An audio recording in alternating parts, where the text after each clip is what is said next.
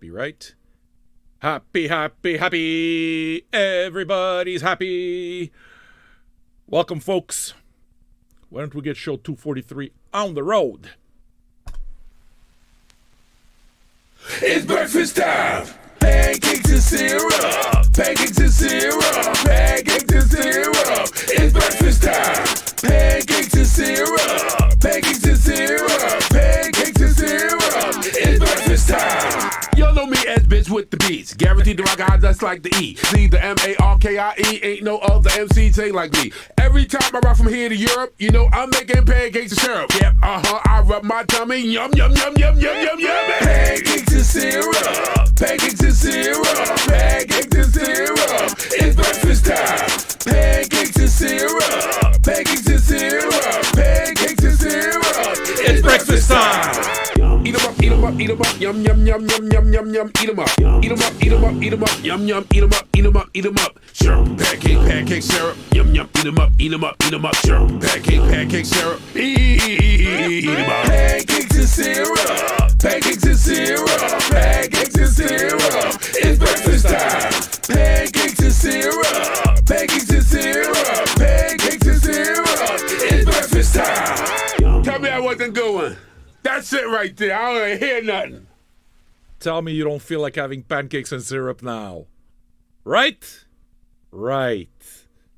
It's fucking dough and sugar on the top. Some delicious dough and liquefied sugar. Delicious. Hey, Polam, can you help me bring up the chat for all of them together? I closed it, and now I don't know how to open it again. View, docs. You see, you showed me this just yesterday. There we go. Everybody in a good mood? Good. I hope so. Happy to be here with you. We're going to do a full show. Full show. No holding back. All right. What are we going to start with? I don't know. Like always, we'll just let the flow happen, and we'll take it from there. Good evening, Cody. I see you. Take the time to say hello so that we may all greet each other. Isn't that a friendly thing to do? I mean, considering the internet can be so unpleasant, frankly, the thing that I like very much is just watching everyone say hello, hi. It's a good thing, you know? All right, folks. Does everything sound okay? Let me know. Should there be adjustments with volumes and all of that stuff? We'll fix it up eventually. You know that. All right, folks. The show goes on. I've been looking for this Yo Gabba Gabba record for a while. I've had it in my collection for a while. I just lost it. And now finally I found it again. So very happy to be playing it again. All sorts of good stuff on this. The Roots are on it. I mean, I played Bismarcky. Chromeo's on it. Data Rock. The Killers, Cut Copy, The Metric. The Shins are on it, of Montreal. MGMT, Flaming Lips. Band of Horses. Pete Bjorn. Mark Kozelik. Good people, you know? Good people. Is the Elijah Wood song on it? I don't know. You'd have to tell me the name of the song. I don't see Elijah Wood off the top here. On the other hand, maybe he's like they put him in bands or something like that. Puppet Master. Nope, Puppet Master is not here. I'm sorry. But Pancakes and Syrup is here. That's a really good one. All right. Here's something that I picked up that I was happy to find. I love these types of records. Hal Blaine, Deuces, Tees, Roadsters, and Drums. Some 60s type heavy surf music. Hope you dig it.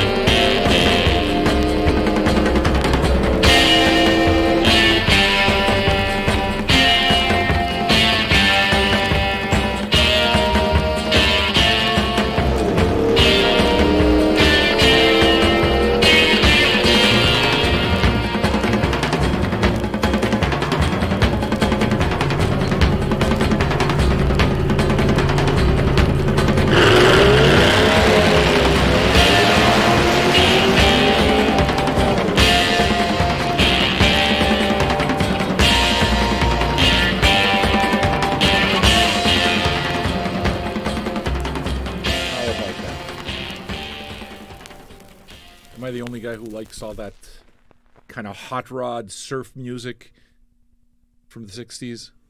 Love it so much. It's just got that heavy guitar sound, you know? That rumble that Link Ray was so well known for.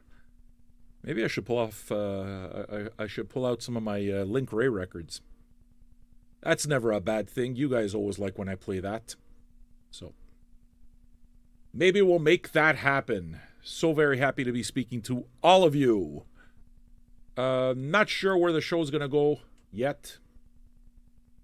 But we'll find out. Hey, Polam, you notice that it's still showing as 0 on the software. Sorry, I'm just talking to Polam. Some weirdness happening with the software, which neither of us are really able to understand yet. But hey, whatever, we'll figure it out. Like everything else, feeling much better. I gotta say, it's been really nice to see you guys with all of your lovely messages. Thanks, Ben.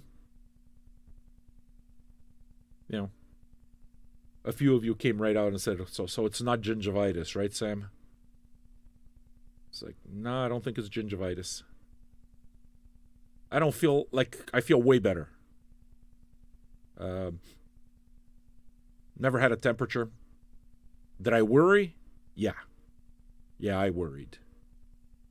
That's, you see, DDT understands everything. It's because I injected myself in the ass with gypsy tears. It protects everything. It protects everything. All right. I don't leave the house. It's kind of true. I don't. Now, for all of you who think, you know, that's kind of pathetic. Listen. Fuck you. I got to tell you, it's not pathetic. Think about it. How many places would you go if you had the choice to work from home? Wouldn't you? If you had the I mean, when I say that I don't leave home, I leave home when I want to leave home. But I mean, is it really a highlight of your day to go out shopping for your groceries? Is it a highlight of your day to get the fucking travel to get to work and back? I mean, is that what it is? Is that what the big deal is? Because that's my deal. You understand? That's what I mean by I don't go out. I need food. My wife makes groceries. My wife does groceries. If I need food, I go out. Whatever. I'll go grab a bite. If I got to go to a record store, I know where it is. I just don't have to travel to and from places every day. The regular fucking grind. I don't do that. When I leave the house, I go like I travel. That kind of thing. I do fun stuff. Problem is, I'm not that fun. So, what does a miserable person do? He stays home. He stays home and he putters around. I putter around in my fucking excellent new slippers. I got slippers now. I got nice slippers. I got no reason to go anywhere anymore. I downloaded a video game. I haven't played video games in forever. Have I told this story? Very possibly. Okay. Darn says he worked at home for 5 years and you missed the camaraderie. Okay, you see, dude, that's the deal. I would not miss the camaraderie. I wouldn't. I'm too fucking grumpy. So I wouldn't be able to, like, if I'm grumpy, I wouldn't be able to paste on a smile. I hate doing that. So I can't work that way. The gossip around, like, the water cooler, that shit's not for me. It's never been for me. This is my camaraderie. This is my camaraderie right here. Get on half an hour, 45 minutes early. Fucking Polam shows up. I talk to him. He doesn't have very much to say. He's a mushmouth. I'm pretty sure he's narcoleptic. So it's like, hey. Yeah, I'm having a good day. That's kind of what Polam sounds like when he's in a good mood. Then a little while later, Cockblood shows up. Then fucking Kimberly with her shit mic. Everything starts buzzing. The annoyance start, hello. Problem is, everyone likes her. Everyone likes her. So we deal with the fact that she's got a fucked up mic. But that's camaraderie for me. See, my wife says she's the one who talks. She's the representative of the family. It's actually true. Anything. Oh, yeah, you know, we're doing this. We're having a birthday. But yeah. Talk to her. Talk to her, number one. Number two, I'm probably not coming. I don't know if any of you are able to relate to this statement. I want to be invited, but I'm not coming. I still want to be invited, though. The reason I want to be invited is because it makes me feel like I'm welcome in your home. If you're not inviting me, it's because I'm not welcome in your home. That's the way I feel. And if I don't show up, you don't take it personally because you know me. You know how I am. So it's not a personal thing. But I do like to be invited. Because sometimes I do show up, and when I'm in the mood to show up, I go and I have a fabulous time. I'm a snob, you see. So the thing is that I'm very picky about who shows up to places. Like there's my friend Frank. He's the one who's this guy is like he's got friends everywhere. So he usually has these parties and like dinners and stuff. He's really good. He's always been good at kind of bringing people together. And I'm one of the guys who's a big pain in the ass friendship-wise, because depending on who he invites, I'll show up or I won't show up. If there's people I don't want to see, it's like, oh fuck no, I don't want to deal with these people. It's just, I'm not going. You know? I mean, I'm not mean about it. It's like, no, I think, it's like, he's an asshole. No, listen. It's not for me. These people get me on my nerves. This is not the way it is that I choose to spend my personal time. But I still like being invited. So he invites me. He's a very good friend. Sam, do you want to come to this disco dance party? There's going to be a bunch of people over here, a bunch of Susie Q's and a bunch of Genos. They're going to hang out and they're going to listen to that boom boom music. Do you want to come? Frank, I love you. Thanks, man. I appreciate it. I'll try to make it. And then I don't show up. And when I show up, you know why? It's because there's those three people that I like. And you know what I do during those times? I go to the party, there could be 25 people, I talk to only those 3 people. It's true. So if anybody says this dude is a snob, I kind of get it. I don't take insult. I'm kind of a snob. Not because I think I'm better than these people. I don't think I'm better than these people. As a matter of fact, in a lot of cases, these people think they're better than me. I mean, look at me. I'm a dirtbag. It's just that they're a waste of my time. I don't have a good time there. Oh, hi. Yeah. Oh, how you doing? Yeah. Oh, are you still doing that thing with music? Very, very. Oh, yeah. Me. I'm still working. Yeah. Well, I'm the top organizer for my doctor. At the office, the plastic surgeon I work for, he couldn't get anything done without me. It's like when I come to these parties, you understand? It's like, I'm the DJ, I'm the bartender. Fuck off. I don't want to be around you. See, King of the Hell says, can you assume that most people here are introverts? I'm sure that that's the case for a lot of people here. Okay? I mean, do you guys identify as introverts? I mean, I don't think I'm an introvert. I just hate small talk. I hate wasting time. I can't do it. I like introverts. You know why I like introverts? Because when they talk, It's good, but they don't just fill up the air for the sake of it. You understand? Pull him. I make fun of him. The guy's a fucking mummy.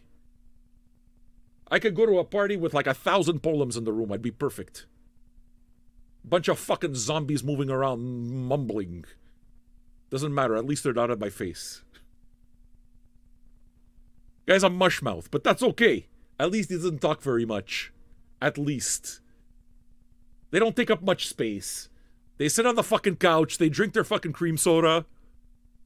They smoke their cigarettes.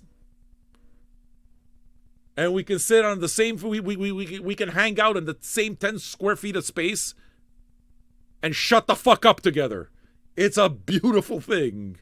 It's a beautiful thing. That's why I like Poland.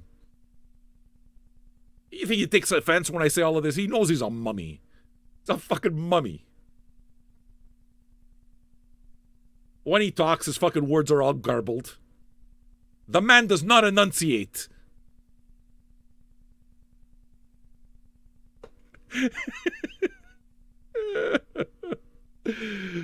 Oh my God. Everybody's worried that I hammer Blumkin too much. I fucking hope not. I love that guy. I love him. Like, from the bottom of my heart, I love him. I respect the guy. But look, I'm a ballbuster supreme. So when I fucking hook into you, like Polem's fucked for the rest of his life. I mean, what are you gonna do? He's fucked. At one point, these people, you figure they maybe have a breaking point. It's like, Jesus Christ, this fucking guy. The same thing. Yeah, okay, I'm a mummy. Yeah, I'm a mushmouth. Yeah, I keep repeating the same shit over and over again. It's like, and you kind of hope that, they don't reach the point where they just say, hey, you know what? I'm fed up. I'm fed up with this guy. I can't take it anymore. Because I'd understand this. Bart's here. Yes, many things change. Bart. We're always improving the recipe. We're always improving the recipe.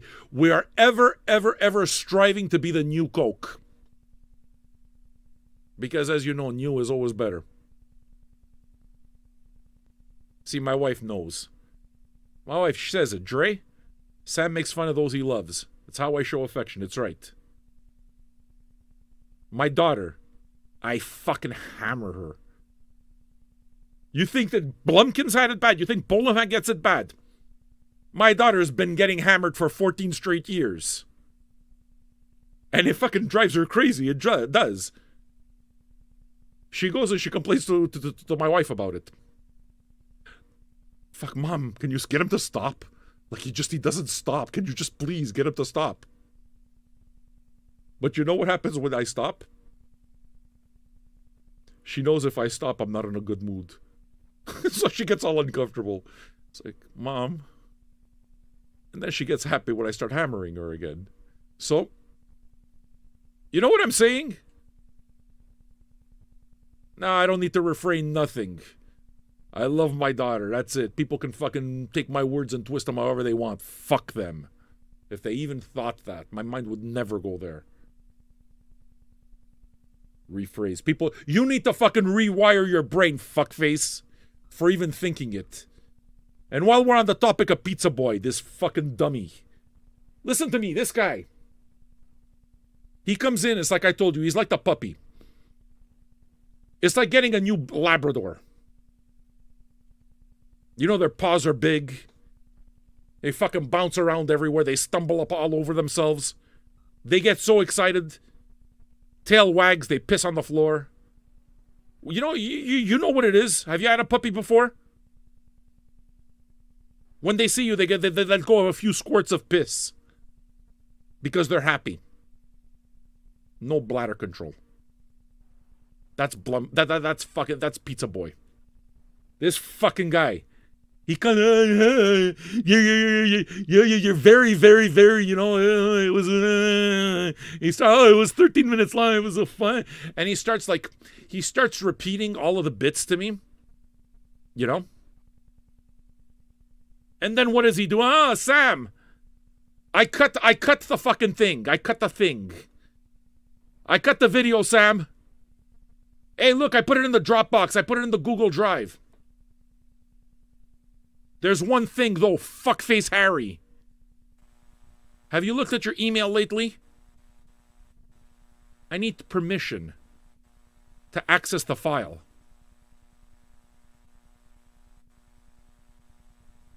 He did it and it's just sitting there. Pizza. I've asked him twice. Yeah, that's not what I'm saying. If I can't get the file, what good is it? What are you going to do? You're going to play it to yourself and masturbate? I can't do shit. I sent 2 invites. Carponzi figured it out. This guy I sent in. Yeah, I know, Carponzi, I got yours because you did it right. You're a little older. Him, he's still in puppy dog phase. You understand? He's like the Labrador. He gets all excited. He gets so excited he throws up. He's still at the point where he's got no bladder control and he vomicates everywhere when he gets excited. It's a youth thing. They call it youthful exuberance.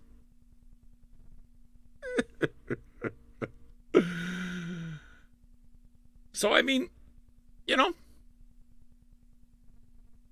we move on. But you try to always find the people who know how to who know what it is to bust balls. Like, there's some people you don't fuck around with too much. You know, you see, it's like maybe they don't have that personality. You don't want to mess with them too much.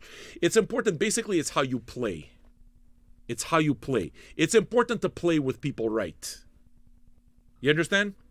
Because if not, they're going to take it bad. But you got to know how to play with people. Like Colorado Sam. I didn't know.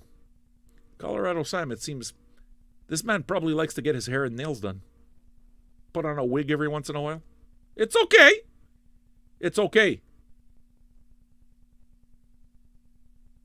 I appreciate this. What? You and your husband are fucking welcome here every day. You know it. But I didn't know. I don't know how to touch these things. You understand? I don't know how to touch them. And then, it's like Colorado Sam. Then what it is that he did is he just, no, Sam, I beg you, please bug me about it. So now I know he's one of those. He's one of those fucking guys that wind up on stage. If I could turn back time, feather boa around his neck. He loves it. So now we know. And that's why I can say it now and I don't feel like, you know. It's important that you find the people and you learn how to play with them. I really wish I didn't say that right now. You understand? Like, I don't fuck with Kimberly. I don't know how to fuck with Kimberly yet. I don't know how to fuck with her. But I kind of just leave her alone. She's dopey, so. I see her laughing all the time, so that's always a good thing. But you see, people laugh when you deal with them. When you talk about other people. The minute you start talking about it with them. My wife. You can't fuck with my wife too much. I can mess with her in our family. And even then, she starts getting all offended sometimes. I can't really fuck with her around other people too much. I have to be very, very careful. We're listening to me talk, Sad Panda. I'm talking. Is it okay with you? Am I interrupting something? I sent emails. It's your email that sucks. When you have a drive, you have to make sure that people can send people are allowed in. You don't know how to do this yet? Fucking Labby the Labrador.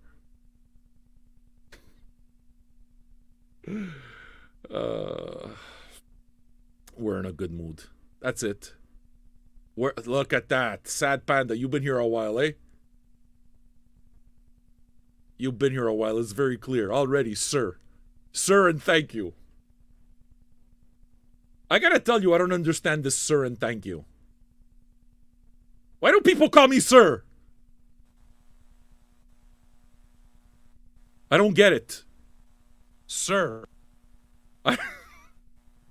I don't think it's a sign of respect. I think it's a sign of fear. I'm not sure that I'm comfortable with it. I don't know. Like Carpentier. Now Carpentier, for example,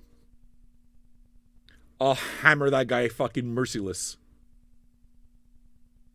I'll hold back just a little bit if his daughter's around, because kids, you know? So what it is that I do, but even the kids, I indoctrinate them after a while. I indoctrinate them. So the kids, even them, after a while, they start figuring, okay, daddy listens to this guy, he's a fucking mental case. He swears a bit, potty mouth. So I become the interesting guy because, you remember when you were a kid? You remember when you were a kid and you used to listen to the Howard Stern show? Because you weren't allowed to. Because it's bad. You used to listen to heavy metal or gangster rap because your parents didn't want you to. So there's that whole thing. But ultimately, I know you might have trouble believing this. But I don't want to say anything wrong around kids. I know you have trouble believing this. That's because I have a very different idea of what's wrong and right.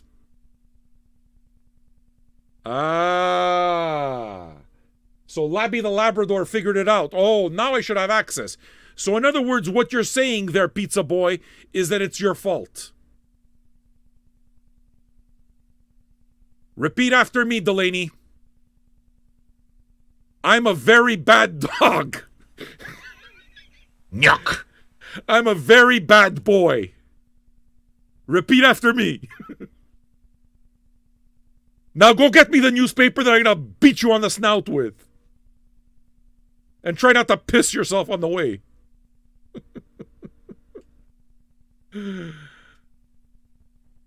Yeah, man. This is the way I like playing around. I don't know why. Honestly, sometimes I ask myself that. Why is this fun? I yell at Pizza Boy all the time. He likes it. He likes it. What?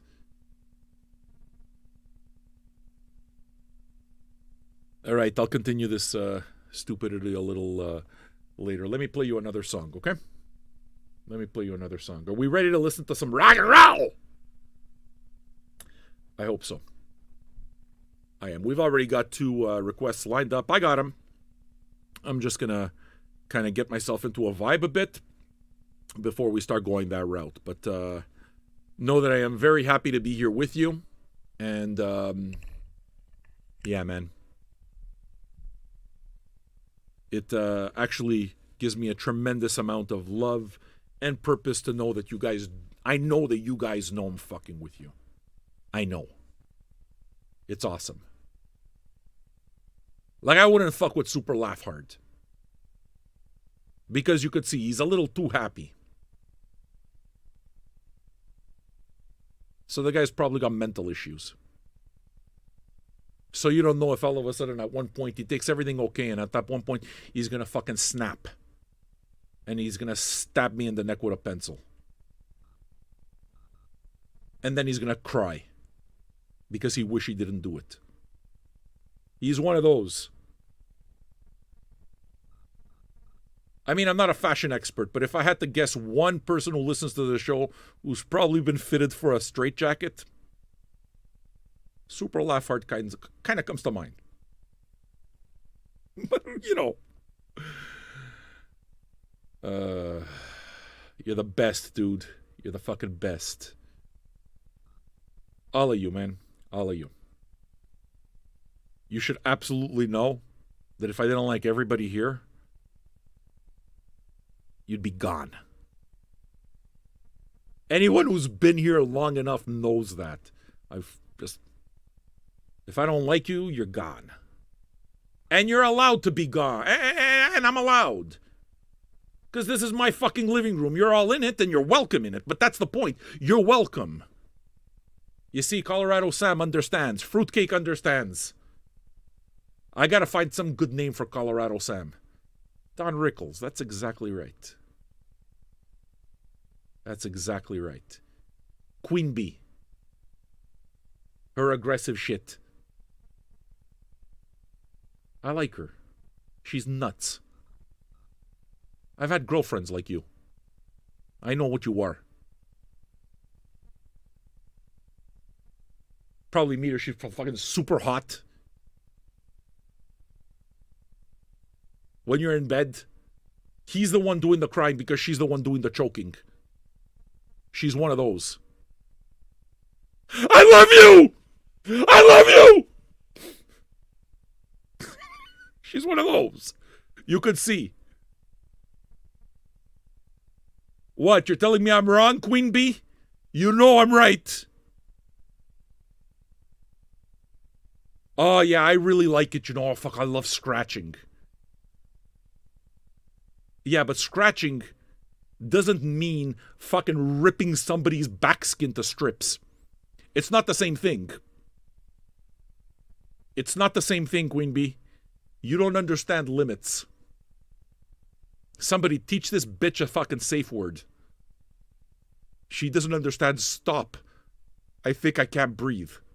She doesn't understand. Stop, you're killing me. She doesn't get these things. You have to come up with like a safe word.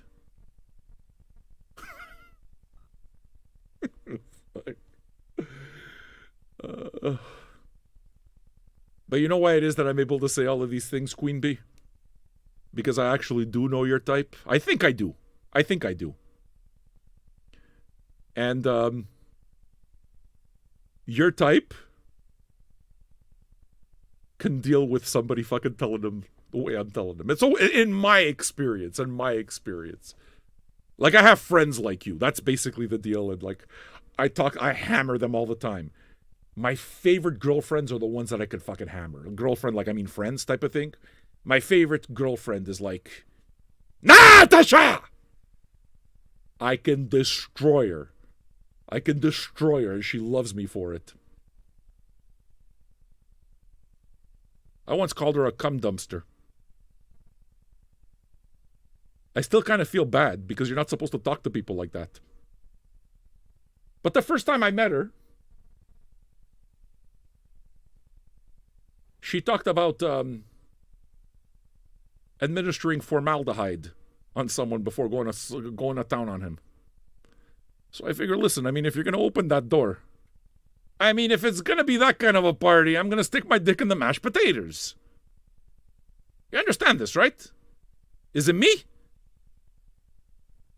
What made me think of using a term like cum dumpster? Can I tell you the truth? I would have never thought. Family Guy made it okay. You remember when Lois used the term? Fucking Lois. You remember when Lois, like, I forgot what the exact context was, but Lois Griffin basically called Meg a cum dumpster.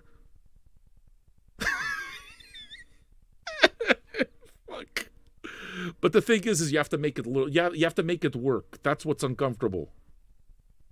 I don't know, formaldehyde, whatever, the fucking shit that makes you pass out. The shit that you breathe in the rag, whatever it's called. What's it called? Formaldehyde, isn't that the chloroform? Yeah, that's it. Wait a second. What happens when you fucking try it? What happens when you let somebody breathe in for formaldehyde? Maybe I'm the one who gets it wrong. I don't know. I'm not. They die. Oh. You see, Queen Bee understands. Sometimes you're the Lois and sometimes you're the Meg. You understand perfectly. You understand fucking perfectly. But you got to be careful about how you say it. First of all, you have to know how to say it. And I don't know if I have. I try to work with it so that I get to say it proper. I want to be able to say cum dumpster, call somebody a cum dumpster, and still feel like I want them to feel warm inside. Not from being a cum dumpster. Just warm inside from love. Not a yummy, I've got love in my tummy type of way. I mean real love, like the warm feeling. No, not like that. Did you make a romance explosion? Not like that at all. So you gotta kind of like, Is he French Canadian? Hey, fuckface, why don't you ask me? What am I, not here? Is he French Canadian? He's talking like I'm not even here. Fuck, you must be a blast to be around. This fucking guy. Do you even acknowledge your woman when you go out? This fucking third person shit. I'm right here, ask me!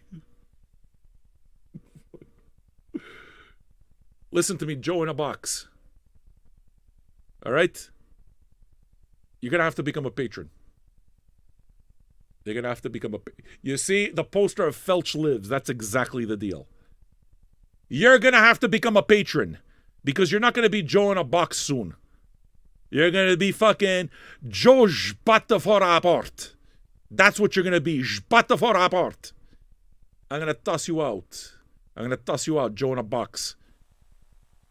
Become a patron. Become a patron. You're annoying me. You get to annoy me if you're a patron. Because then I know that you want to be here and I want you here. For now, you're nothing. For now, you're nothing. You got to pay for me to call you a cum dumpster. You understand? All right. Folks, you can see that I'm in a very good mood. I'm still not kind of like in a mood for drinking. I was going to think, like I was thinking Campari soda, but my stomach's still all fucked. But not a big deal. Not a big deal. I'll get there. So I'm still drinking this Gatorade shit. But yeah, listen. Honestly, the messages you guys sent, and I wasn't lying. I was scared I caught gingivitis. I was afraid. Because one time I went out last week. It's that fucking sad in my life. Yes, I went out only once last week. But because I get records all the time, I open my front door about 4 or 5 dozen times a day. Not that I really have to because I got a Ring doorbell. But that's where it is that I know that I got the letters. Every time I go upstairs, yeah, I got the camera, I got the fucking thing. I still have to open the door just in case. Just in case the guy put it out of sight from my camera, which is practically impossible. So, just in case you think I might think I'm better than you, please understand, I know that I'm not better than you. I know exactly what a mess I am. But I accept it. Now listen, I'm going to give you a little bit of music, okay? I got to go take a dump. Give me a second.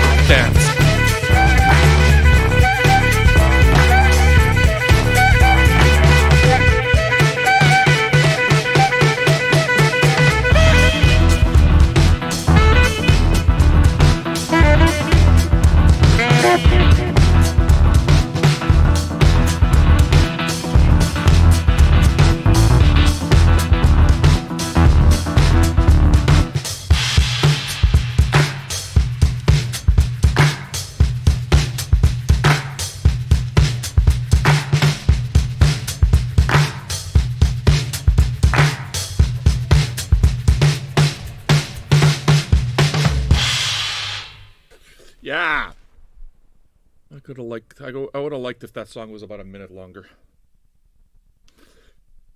Yeah, I'm in a fine mood.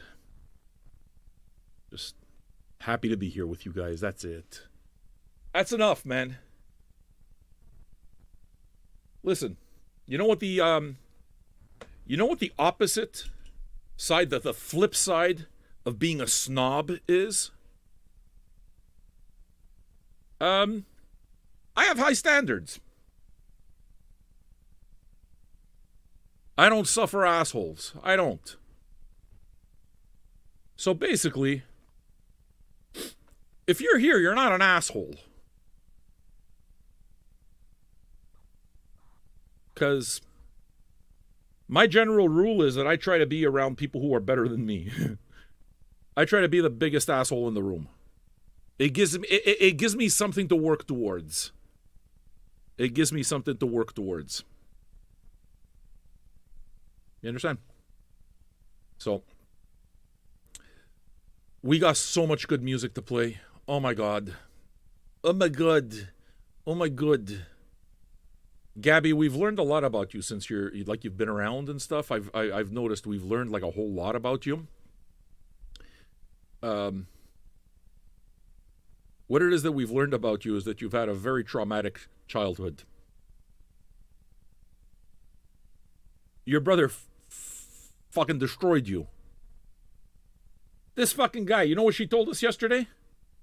Her brother found her diary and called her boyfriends and read the diary bits to them. Her boyfriends, yeah, and read the diary bits to them. That would traumatize me. It would fucking traumatize me. But it makes me understand why you like me, because I'm pretty sure you like me. I mean, I like you too. I'm pretty sure. Because somehow, when the people around you act like assholes, it makes you feel love. I think what we all have in common is abuse. It's funny how we adapt, eh? Super Laugh Hard, if you want something from the Vinyl Junkies record shop, do me a favor, reach me on Patreon. Tell me what it is that you have in mind, and we'll set something up. Okay? We'll set something up. I'm trying to figure out a way to kind of like get the wish list and stuff, but yeah, I'm totally down with that. I do understand that you guys dig when I play your music for you. I get it. So, and I'm glad that you treat the archive like our archive, because I do. It's our archive. It's your archive. Padgy, somebody help Padgy out. You should know these things already. That other guy, what's his name? Fucking Jumbo Joe. Where is he, Jumbo Joe? Where's Jumbo Joe? Guy who doesn't ask me a question directly. Is he French Canadian? Let's see if you became a patron and maybe I'll answer your question. You ever think of that? Let's see if the guy pulled $2 out of his pocket. Somebody send Padgy a link. Can somebody please help Padgy? Padgy needs help. You can see this. Yeah, somebody help the man out. Go to Padgy. Go to discobox.org. Disco spelt with a K. Okay? discobox.org/VJ. You do that, you're going to have all of the information that you need. Does that help you? And from there, you're going to see PayPal links. Everything's going to be there. Facherukats. This fucking clown actually became a patron. Dude, I thought you were full of shit. No, I didn't think you were full of shit, honestly. That's not true. I didn't think you were full of shit. It was kind of obvious that you were not full of shit. You can tell. You can tell. There's the people that are not full of shit, they got a certain enthusiasm right from the beginning, but they got that enthusiasm where it's like, yeah, you know what? I get it. Yeah, I'm gonna be a part. Like, they get it. It's something that some people don't get. Some people, there's some people they feel comfortable. Thank God. You know why it is? Can I tell you why it is that when you go to fucking Club Price, you know why Club Price has a membership? You know, do you want to know why Club Price? You ever walk into Club Price? If you're hungry, you walk in Club Price, you show them your card with the picture on it. Okay? You know what you could do? You don't have to fucking eat supper. They got a million different people over here. This guy, oh, have you ever tried these little sausage snacks? Why, no, I haven't. It's very delicious. And you have a sausage snack over there. Yeah, the little fucking vegetable pies over here. You got the little cheese thing over there. By the time you're done, you've had a fucking 24-course meal. All in bite sizes. But you take 24 bites of something, it's called a meal. It's called a meal. You know why it is that they do that? You know why they charge you membership to be part of Club Price?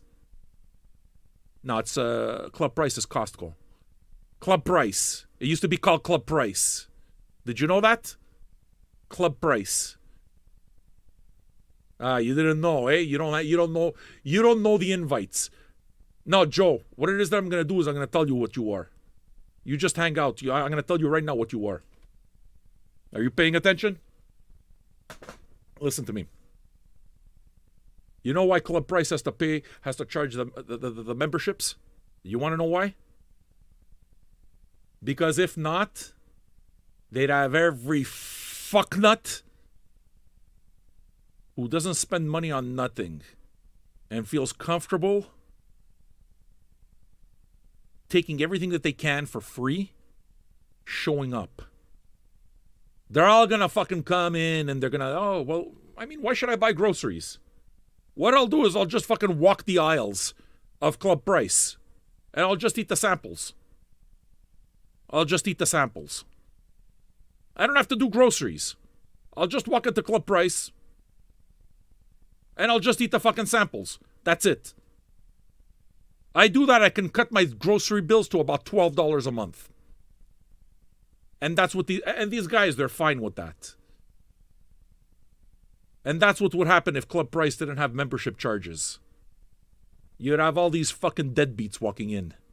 You'd have all these deadbeats. Now, don't confuse me with me saying that poor people are deadbeats. That's not what I said. That's not what I said. I've seen the richest fucking people in the world. They go to these weddings, they steal the cutlery, they steal, you know the ones. They go to McDonald's, they steal the napkins, they steal the salt, the pepper, the sugar. You see them fucking purse. They bring the fucking purse over there, a big trash bag. They put in everything. My cousin's grandmother, I remember, I went to this wedding. Signora Perugina. This woman had money. She had money. It's not like she was poor. She wasn't poor. She wasn't fucking poor. I went to a wedding with her. Her breath stunk, though. Like, she didn't have dentures, but she had 3 teeth and she didn't floss them. She didn't floss them. So her breath, like, seriously, her breath could fucking peel paint off walls. It was terrible. She goes to these weddings, and what does she do? She starts taking the cutlery. And she starts taking the bread. I'm not kidding. She goes over there and she takes a napkin and she wraps the bread up and she puts it in her purse. And my aunt, her mother, looks, what the fuck are you doing? She said, well, I can make myself a sandwich tomorrow. So what are you taking the knife? We got knives at home. It's like, well, you know, it's always good to have another one. This woman has 126 knives. They're all from different sets.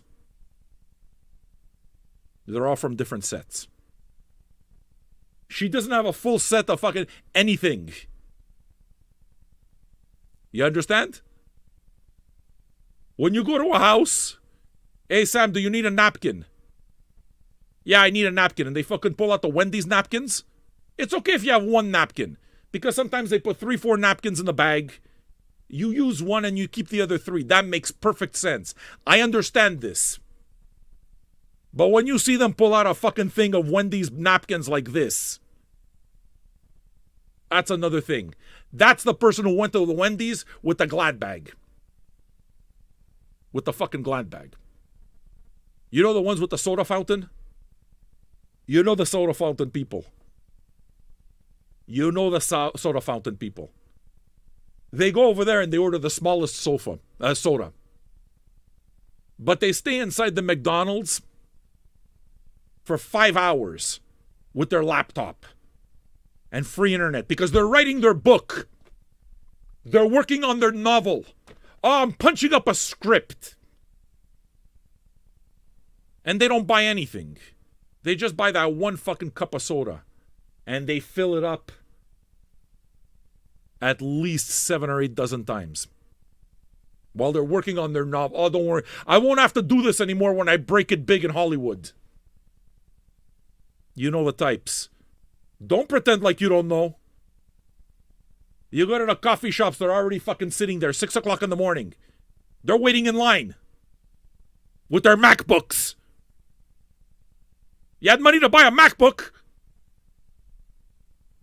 But you can't afford a fucking Big Mac. You know those people.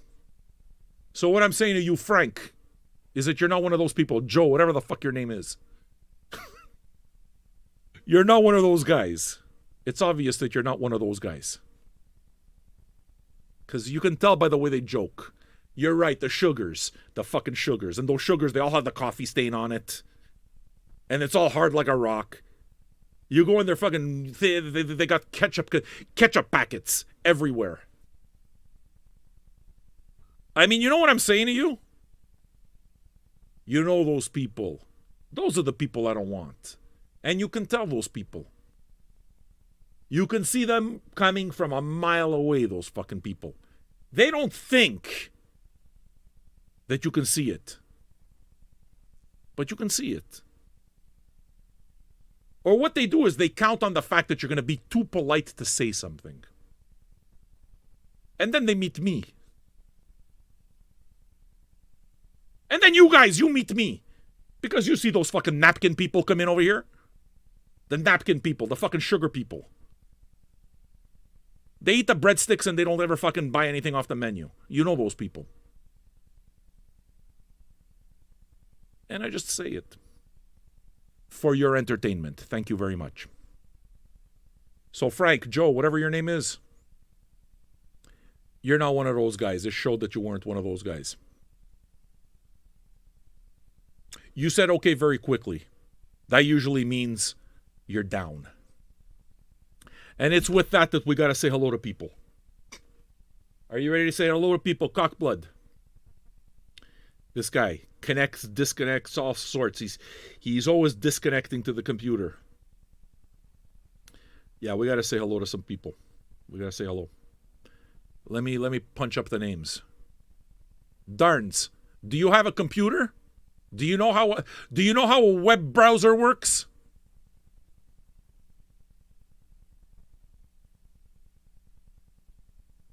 This fucking guy. Why do I got to deal with people like this? Josh. Hey, Josh. Where are you, Josh? Where are you, Josh? Are you here? Yeah, fuck a t-shirt of the sugar people. You see them like just with napkins hanging out. You know the types. You fucking know the types. I thought it was only an immigrant thing. Like, I thought it was only old Italian people that did that.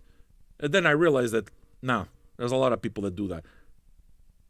Old Italian people, though, it's just because, you know why old Italian people did it? Because they were fucking scared of starving. Because they lived with that fear. That generation, the first generation that came here to Canada, the U.S., they were terrified of starving. They were terrified of losing everything. That's why they were like that. But us, there's no excuse for us. There's no excuse for us. Josh. Sad Panda, that's him. Sir, he calls me. Josh. Listen to me. You belong on the couch over here. You do. Just fart into the couch. Okay? It's very important. And have the courtesy that if you're going to fart into the couch, be very, very discreet and do not leave your seat for 5 minutes. Because what you want is you want the cushions to absorb the fart properly. You want the fart to dissipate so that it doesn't hurt your nose. If you get up before 5 minutes, you know what happens? The next person that sits down, you know what happens? He sits down, there's going to be a fart cloud that fucking hits him in the face. He's going to get assaulted by your fart cloud. It's called courtesy. You don't do this. So listen to me. Josh! I want to dedicate this number! Yeah! Josh, you! Patron number 513, Superior Creature. Hello, superior creature. Dick face is fucking disconnected again. You understand? That's you. 513.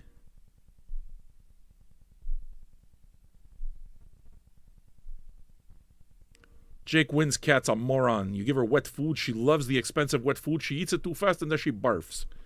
Dude, I got stories.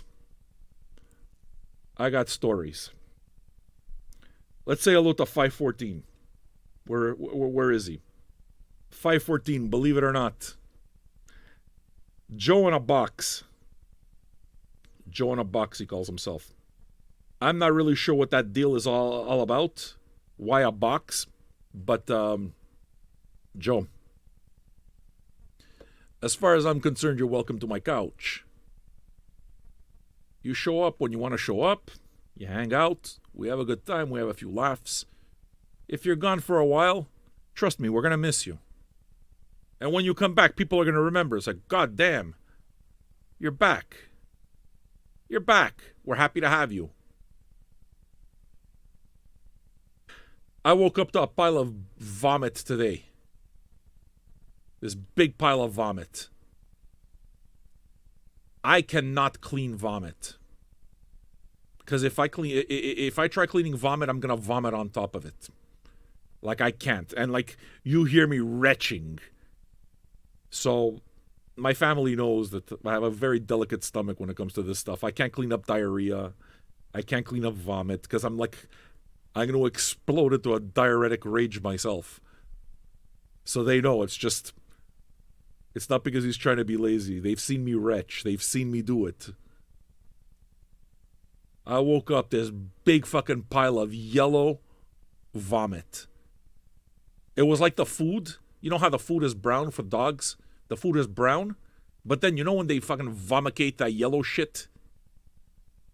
So it's like when the food, it's like when you take the dog food and you put water on it. With a coat of that yellow shit that they barf up on the top. Yeah, the bile. A big pile because fucking it's got to be Banjo. It's got to be the big one. Because this pile was the size of my cat. It was the size of my cat. So what do? I take a paper towel. I cry. And I just kind of like place it on the top of the pile so that over the course of the day, it starts soaking up the yellow shit. It starts soaking up the yellow shit. And I just leave it there. And once the first paper towel gets all fucking saturated, then I put another one. Taj Mahal, I'm talking, fuck off! And then once the paper towel is all soaked up, then I put another paper towel on the top. And then I wait patiently until 3 p.m. until my daughter comes. And I tell her, Sophia, Banjo left you a present. And she knows. She knows it's like, it's not daddy being lazy. It's like, if a dog takes the big, like you know, like the turds, I can clean the turds. I can pick the turds up. I'm okay with that. I'll pick up the turds. Fucking, I got this fucking Jazz who shits in my basement every day. It's her thing. It's her thing. It's like, it's her daily walk. I mean, I let her out, what? This dog goes out like, you know dogs. They're always going out. They're always going out. But she likes shitting in my basement. So we've had to start putting her in a crate again. Because if not, she's going to go in my basement and she's going to take a shit. And how do I know? Because I've stepped in it. But at the very least, it's not diarrhea. It's the chunks. So the chunks, I can pick them up. Those things, they don't bug me. It's the diarrhea and the vomications. I can't clean the vomication. Because if I do that, I'm going to start hurling. And you see, Gabby knows. Gabby, obviously, you're a pet owner. The dead mice. Oh, yeah. Anthrax has barfed up half a mouse. Actually, or was it Jazz that barfed up half a mouse?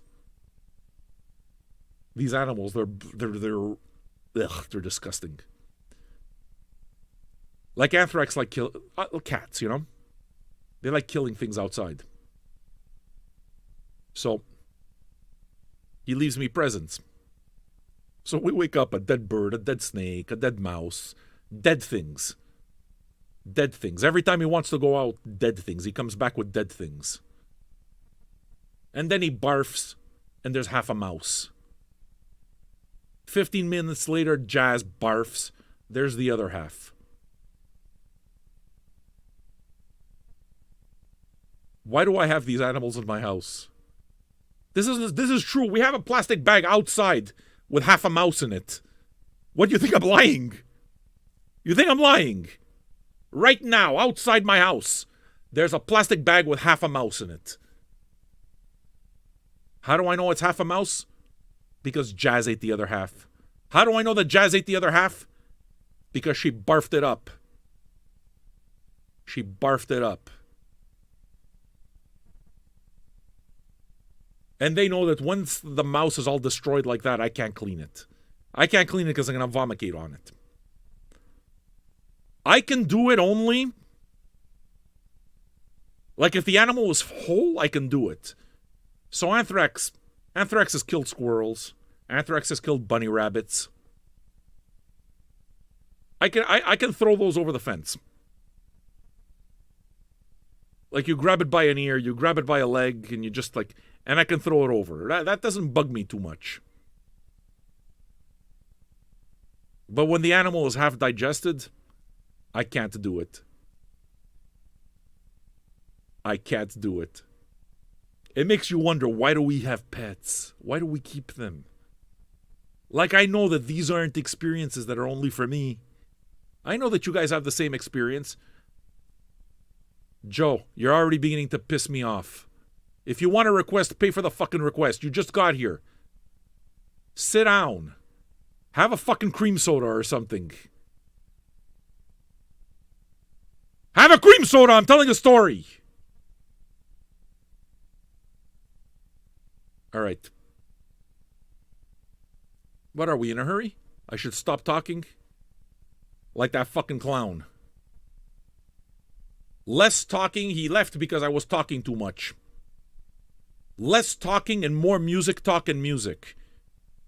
He's giving me directions for his $2 a month. Fucking idiot. I hate these people.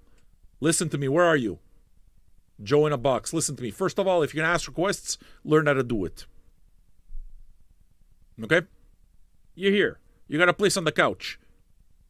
When you walk into the bar, you pay the entrance fee. My entrance fee, it's good for all month. All month. Your $2 is good all month. I'm the cheapest entrance fee in the game. But if you're going to ask for a drink, you're going to pay for your drink. That makes sense, doesn't it? Yes, it does. Yes, it does. You know why? Because I got bills. I got bills. That's why. It's called a job. Joe. You started off good. Now you're a little bit annoying. I don't know. We'll see. We'll see. Joe, but for now... I want to dedicate this number! You, Joe! You! I want to dedicate this number! Joe! You are number 514! Superior creature! Hello, superior creature. I smell something stinky. Leave everything to me. No, sir. I didn't like it. Yes, sir. You are patron number 514, Superior Creature. This is the welcome that we give everybody. This is the welcome. We're happy you're here. Now, when you're here, what you need to do is you need to stop trying to be annoying. You're annoying. You're annoying. All right. Lots of stories, eh? Stories, man, stories. It's true, eh? Doesn't the lava lamp looks like it's got pineapple soda in it? Tell me you don't want to drink that up right now. Delicious pineapple soda. All right, folks. I haven't gotten to your requests yet. Chill. I'm getting there. Let's get a mood, you know? All right. What did I have up on deck? I don't even know what I had on deck. Oh, yeah. Did I just take this off the deck? I took the wrong record off. Oh, I'm an asshole. I'm an asshole. I do this all the time.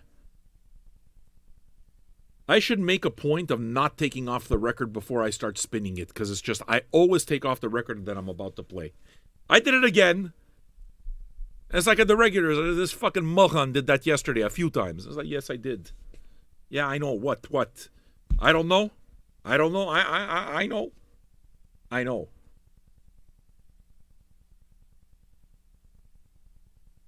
All right. I'm going to have to cue it up again then. What song are we doing? The song is called Bite It.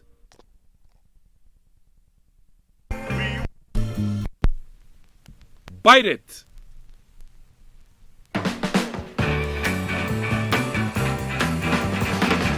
Oh, let's bite it one time. Bite it. Bite it. Bite it. Bite it. Bite it. Bite it. Bite it. Bite it.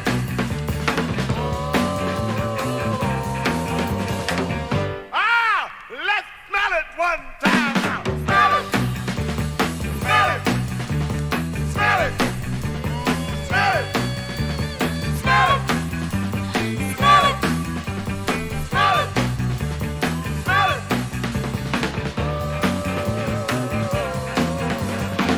Ah, let's lick it one time. Lick it. Lick it. Lick it. Lick it. Lick it. Lick it. Lick it. Lick it.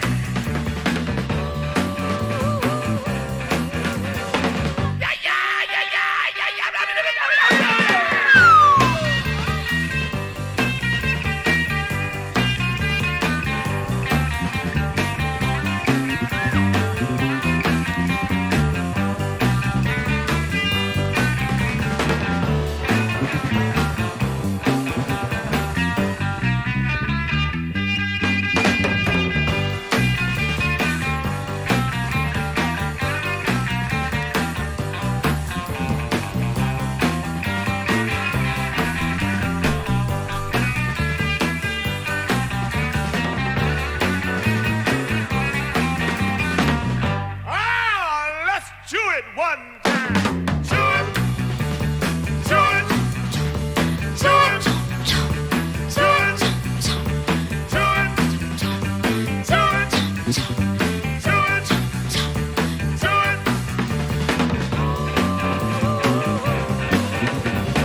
Ah, let's eat it one time. Eat it. Eat it. Eat it.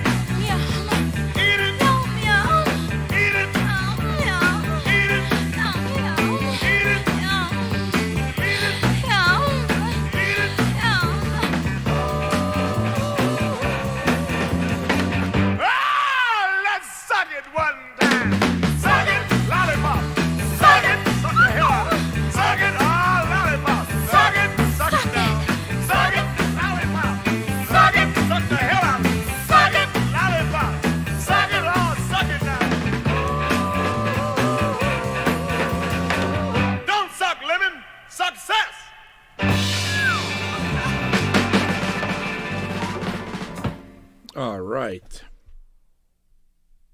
guys beginning to get the idea that all of Screaming Jay Hawkins' songs sound completely inappropriate? You would be right. That's one of the appeals. Now, if it was just the words, it's one thing. But the dude's, I mean, his songs are amazing. But yeah. Screaming Jay Hawkins was most certainly inappropriate. This guy, I mean, I don't remember what the final number was type of thing, but when he died, legend has it, whatever the case is, rumor has it, that he had fathered over 50 children. He left children all over the fucking place. Now, whether this is true or not, I don't know. Whether that guy's got any estate to speak of, I would say probably not. My guess is that, you know, the music industry, what it was back then, chances are that he got fucked over. Like all of them did. But that's me guessing. Well, yeah. That's why I play this stuff. Right? I mean, it's okay to admit that when I start telling you all of these little stories, that it fills out the artist a little bit. It gives you a bit more of an idea. Right? That's why I do it. The stories make a difference. That's what it is that you get here that you don't get with a Spotify playlist or with a fucking Pitchfork review. You get context. You get a conversation. You get a good time. You understand? And if it's not a good time and if it's a time of great tension, at least we go through the tension together. At the best of times, you're having a good time. At the worst of times, you know you're not alone. Yeah. That's why you become a patron. That's why you become a patron. To me, that's worth $2 a month, and I think that, you know, I'm not going to bring that up either. I want it to be affordable. Really, like that's something that matters to me a lot. I want it to be affordable because I want it to be about the act. I mean, if you really have your heart set on not giving me $2 a month, contributing towards this whole thing, it's not like it costs me nothing to do this, right? If you really have your heart on getting it completely for free and saving that $2, fine, you can do that too. Just shut the fuck up. That's all. That's it. The room, the couch is for patrons. It's for patrons. It's for paying customers. You pay to participate. It's like, wait a second. Are you saying that you pay? I'm paying to get insulted? Yes. That's what we're saying. If you want to be insulted on a regular basis, you have to pay for that. If I completely annihilate you and you're gone, then you're gone. You're gone for good. It's a different thing. So what I'm saying is I'm a grumpy fucking host. I'm grumpy. I wish I could say that I'm much better in person. Kind of not. Not with the grumpy thing. With the grumpy thing, I'm okay. But you ever have people at your house and you get tired of being around them, so you go upstairs to be alone? Or is that just me? Yeah, when I get fed up, I just take off. I fucking leave. I go take a nap, read a book. And everybody around me knows. I don't take him personally. It's just he's got letters. He's got letters. Don't worry about it. I mean, he's Asperger's. He's got no fucking social cues. He's got no. Me there. It's a relief to me that I got no social cues. It's a relief to me that I have no social skills. It's like when Peter Griffin finds out that if you have an ailment, it means you can get away with all sorts of shit. That's me. I got ailments. It's my get out of jail pass. Doesn't mean that I'm going to do it just for the sake of it? No. But what it means is that I got ailments. I got ailments for real. Sometimes I can't listen to you anymore. I got to go upstairs and take a nap. And I prefer taking a nap than being in your company for 5 more minutes. You just have to accept that's the kind of host. You understand? I'm all full of beans today, aren't I? I hope you guys are enjoying it, though. What all of this means is that I'm happy to be in the room here with you. Having a good time, really. Very happy to be here with you. Hey, is Patron 515 in the room? Are you lurking in a corner? Have you been lurking in a corner and getting it for free and having your chuckles? But thinking, you know what? This idiot over here, he works pretty hard. I think I want a seat on the couch. Let me support this guy for $2 a month. Then you got the ones that support you for $2 a month, and then when they leave, they take their $2 with them. And they have a fucking laundry list of reasons why they left. Take your $2. I don't give a fuck. Why do you think I like... why do you think I'm okay with $2 and $5 a month? Because when you leave, I don't give a fuck. Your excuses. The exit surveys. The exit surveys always interest me. I'm not going to start getting into the fucking gingivitis rights and freedoms. You want to hear that one? Yes, watch yesterday's show. I fucking blew a gasket yesterday on the show. Blew a gasket. Take your $2 and sputter for Tabor. That's right. This fucking young blood. In and out. Yeah, like for real. Yesterday I fucking blew a gasket. So if you're interested in hearing my take on masks, I promise you'll hear it tomorrow. I self-diagnose. What does that even mean? Like if I put my finger in my rectum, am I self-diagnosing for prostate? I just want to know. I'm asking. I'm just asking. I'm just asking. You understand? We have to know. Oh, man. Yeah, drive-by trucker, you've been here a while. You've been here a while. It's fun, man. Let me play you a song, and slowly but surely I'm putting together the requests. So we're getting there. Like I said, not in a hurry. Not in a hurry at all. We're going to have fun together. Is that okay by you? Good. Hello, Angela. Hi. How are you? How are you? Are you okay, Angela? How are you? Fucking Angela.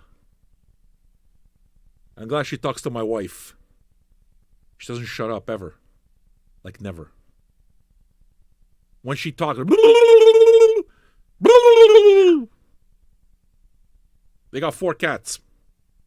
One fatter than the other. Every time she comes on Zoom, her and Andrew, and they walk around with the camera or the phone or whatever, all you see is cats lying around everywhere. They get comfortable. The cats don't even give a shit. It's very clear that the cats rule the house. They don't try to get out of the way. You know, some of those cats, they get on the towers. They try to get, not these cats. Every time you take a trip on Zoom through the Daily's house, they're always right at your feet. They're daring you to step on them so they can fuck you up with the quickness. Angela, admit it, it's true. Admit it's true.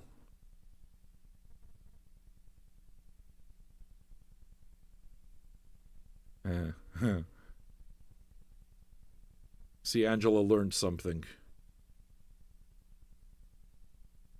What she learned is that you take your fucking work friend, you take work people out of your Facebook. That's exactly right.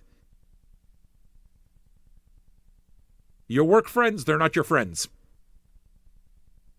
Your work friends are not your friends. Your work friends are your friends because you need somebody to talk to.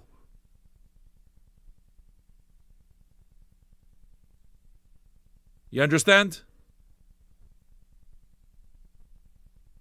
That's why me, je batte for rapport. You don't like what I have to say? Sbata vorabort. But we love you, Angela. Your cats, though. Have you ever considered diet food? I'm just saying. They seem to be very well fed. Your work friends are not your friends. My wife is friends with her work friends.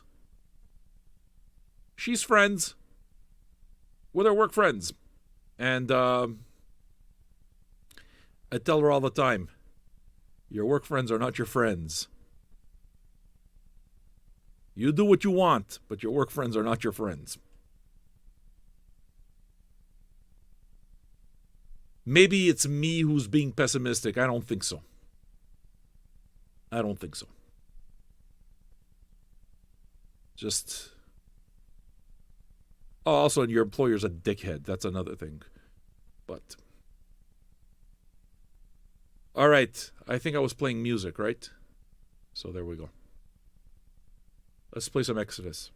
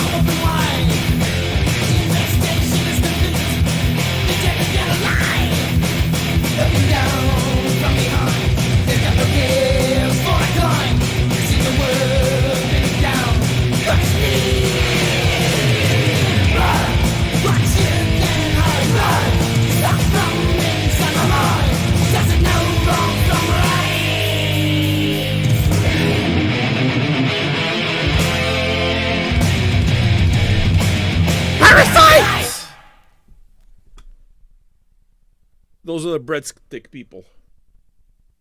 Parasites. Anybody a fan of those old thrash metal albums? Is Bronco Billy here? Bronco Billy's definitely a fan of the old thrash metal. Bart, are you a fan of Exodus? UK Bart's with us. UK Sarah, same question, because you guys kind of have the same tastes. Like you have pretty remarkably similar tastes, and both of you have fairly deep knowledge of what you listen to as well. So question to both of you. Do you like Exodus? Like Exodus like you own a record. Not, oh, well, yeah, sure, I like them. I mean, you own a record. I haven't read the chat yet. If I had to guess, if both of you, UK Sarah and UK Bart, are here, my guess is that neither of you have an Exodus record. Let's find out if I'm right. Ah, fucking UK Bart has an Exodus record. Okay, I wasn't sure. What album do you have? I want to know. I love the band. I love that band. Padji, you know what I noticed about you? You're annoying. Bonded by Blood's great. Why are you one of these guys, the best, that, top 10? It's just stop. The greatest of all time. Stop. Like, it's fucking annoying. Like, what are you, a fucking critic? Stop.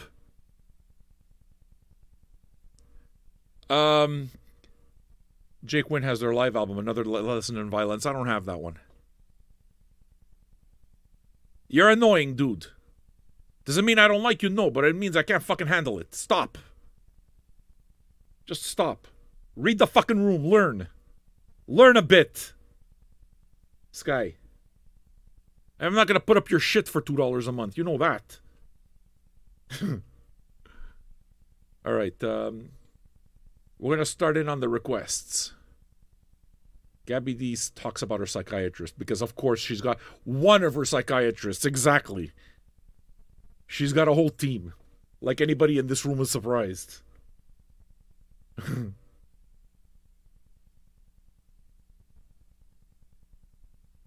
of your psychiatrists just came out and said you had a fucked up childhood. Yeah. I don't know if that's rude, though. I mean, depending on the relationship that you have, I've had a therapist forever. I mean, my therapist told me I had a fucked up childhood. I wouldn't take it badly. You know? I mean, that's what you're there for. It really all depends on the relationship that you have with your therapist. You know? And each one is kind of different. I've had a bunch over the years, but I've had the same therapist now for a dozen years. So that dude knows me. He knows how to talk to me. You know? I gotta tell you. I trust more people who say they got a fucked up childhood than those people who pretend like they know everything.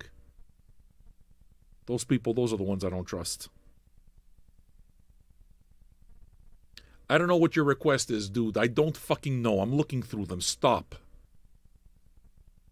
Like, I'm gonna throw you out, honestly. If you continue, I'm gonna throw you out. I'm being serious now. You gotta fucking stop. It's too much. I can't handle you. You take up too much space. You have to laugh at yourself. That's the way you survive, man. Every comedian, almost all those comedians, that shit all comes from a place of pain. It's called turning lemons into lemonade. It's a good thing. If we're able to cope with our trauma the way we're doing, there you go, man. You figured it out. You figured it out. Because in the long run, all you gotta do is be able to fucking... You have to learn how to deal with it. That's what it is. Dealing with it through humor, that's one of the best ways to do it. So, Yeah, I love people who can laugh at themselves. I get that. All right. We got a whole lot of different music coming up. See you, laugh hard. Good night, man. Thanks for staying up at least for a while. What do we have? Yeah. Ooh. This is so good. This is so fucking good. Gene Shalit. I haven't heard that name in a while. And you spelt it wrong. Shalit is with an I. But I know who you're talking about. The guy with the funny glasses and the mustache. Yeah, that guy's a card. Nene Cherry. I received this request like really early in the day.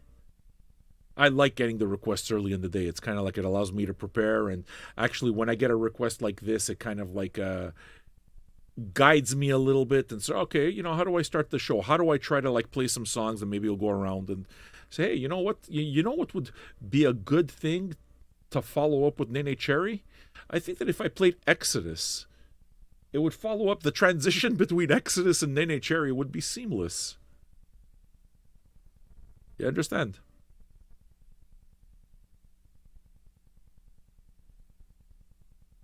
Nah, dude, social anxiety and therapy have to go well. You got to learn. It's part of it's part of it. It's part of it. It's just you got to learn. It's fucking difficult, but you got to learn. My father went to couples therapists. Like just once he told me about his girlfriend. And he was in a rage when he told me how it is that he went there and he fucking got up and said, don't you fucking tell me what I am and what you are, because what I'm going to do is I'm going to tell both you and you who you are. And he was saying all of this, and he actually thought that somehow, you know, he was making himself look good or something like that. And I just felt completely sad for him. It's like I just I didn't even shake my head around. It's just, I thought it was like, see, that's why you're an asshole. That's why you're an asshole. Because you can't accept your own shit. And you saw that he really believed it. So, get comfortable being uncomfortable, dude. Get comfortable with anxiety. So, social anxiety and therapy have to go well. They have to, because that's the point. Does it make it hard? Yeah. All it means is that you gotta go, it means you got more work to do. That's it, dude. It means you got more work to do. Yeah, sure. I mean, what I'm saying is that you're pretty fucked up. Nah, man. Just, it's called life. And we're all in it together, so. Peace and love and all that shit, you know? I'm the cheapest therapist you'll ever find. Me and Lucy Van Houten. Or Lucy Van Pelt, that's who I mean. 5 cents psychiatry, that's me. I'm your I'm your nickel psychiatrist. My therapy costs you $2 a month. And I hurl insults at you. And I play you music. You shouldn't be afraid to say that you're broken, dude. Don't ever be afraid. It's important to fucking know where you are, because that's where it is that you start fixing. You can't fix if you don't know what's broken. You understand? Look at me. I'm like the fucking Buddha over here. You notice how it is that I mix in insulting you with like these kumbaya moments? You notice? That's right. I told you, man. I'm the fucking $2 philosopher. I'm your $2 therapist. That's what I am. All right. Nene Cherry, man. Man-child. God bless you for requesting this. I need the other Nene Cherry records. I'm a big fan of Nene Cherry. I need the other ones. Including the one that she did with Youssou N'Dour. That's a Youssou N'Dour record, but she did the song 7 Seconds Away. 7 seconds away, just as long as you stay. I'll be waiting. It's like a second, 7 seconds away. That one. That's a beautiful song. That's a beautiful song. I need that. I don't even know if it's available on LP or not, but I do know that the minute that becomes available, I will be grabbing myself a copy.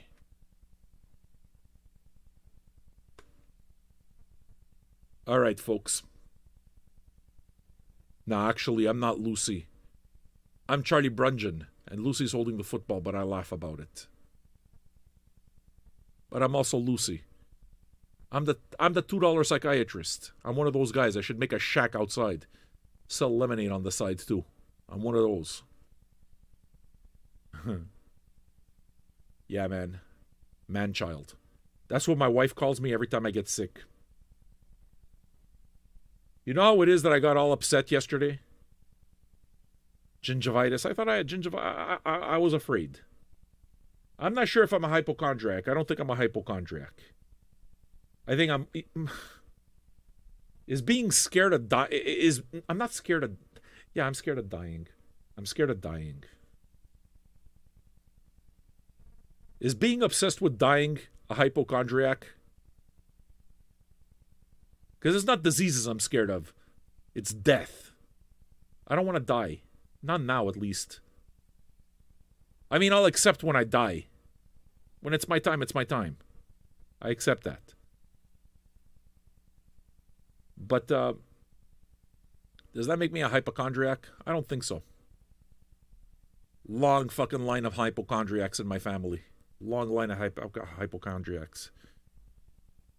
It is a fucking psychological weapon. So yeah, Nene Cherry.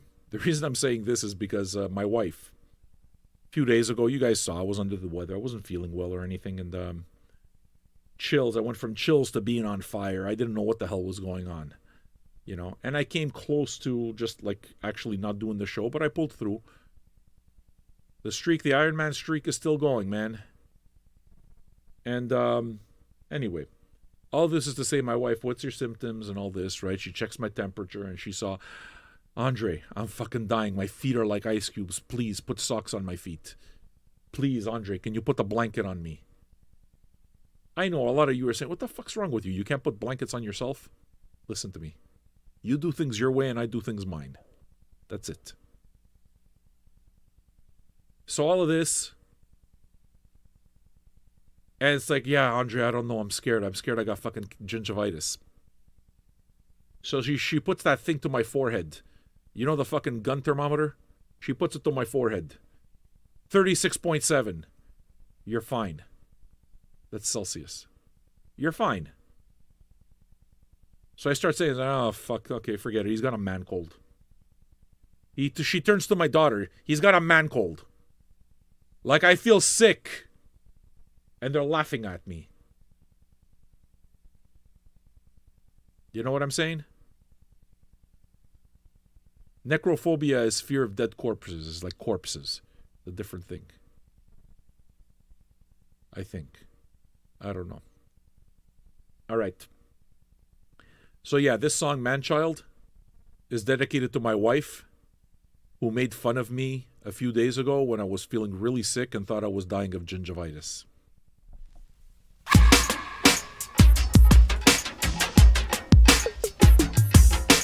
Okay, you're on your own, it's late.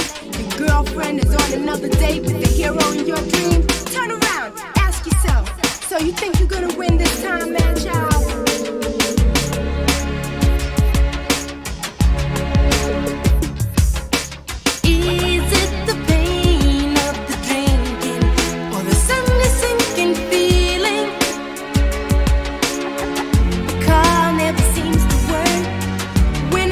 Your girlfriend's on a date, and the hero with her in your dream. In your sleep, seem like you. Turn around, ask yourself. Turn around.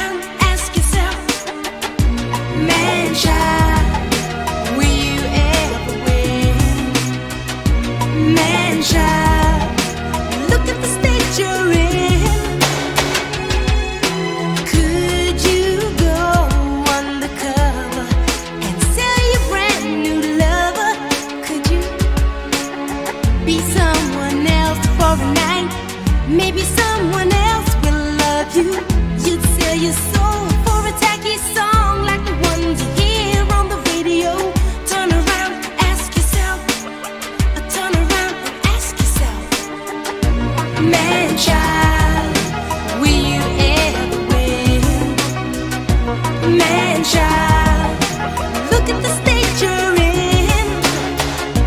Man child, he will make you cry. Man child, man child, man child. From Monday down to Friday, you're working on another man's car. Is it in the factory? It doesn't matter where you are.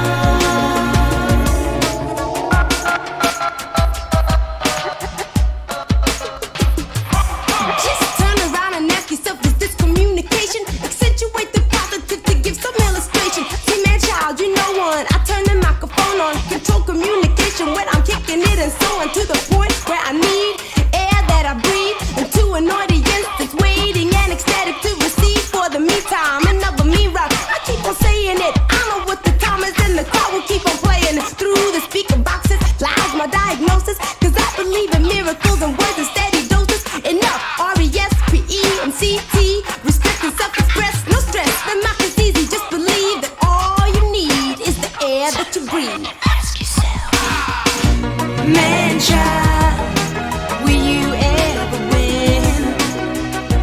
Man child, look at the state you're in. Man child, he will make you cry.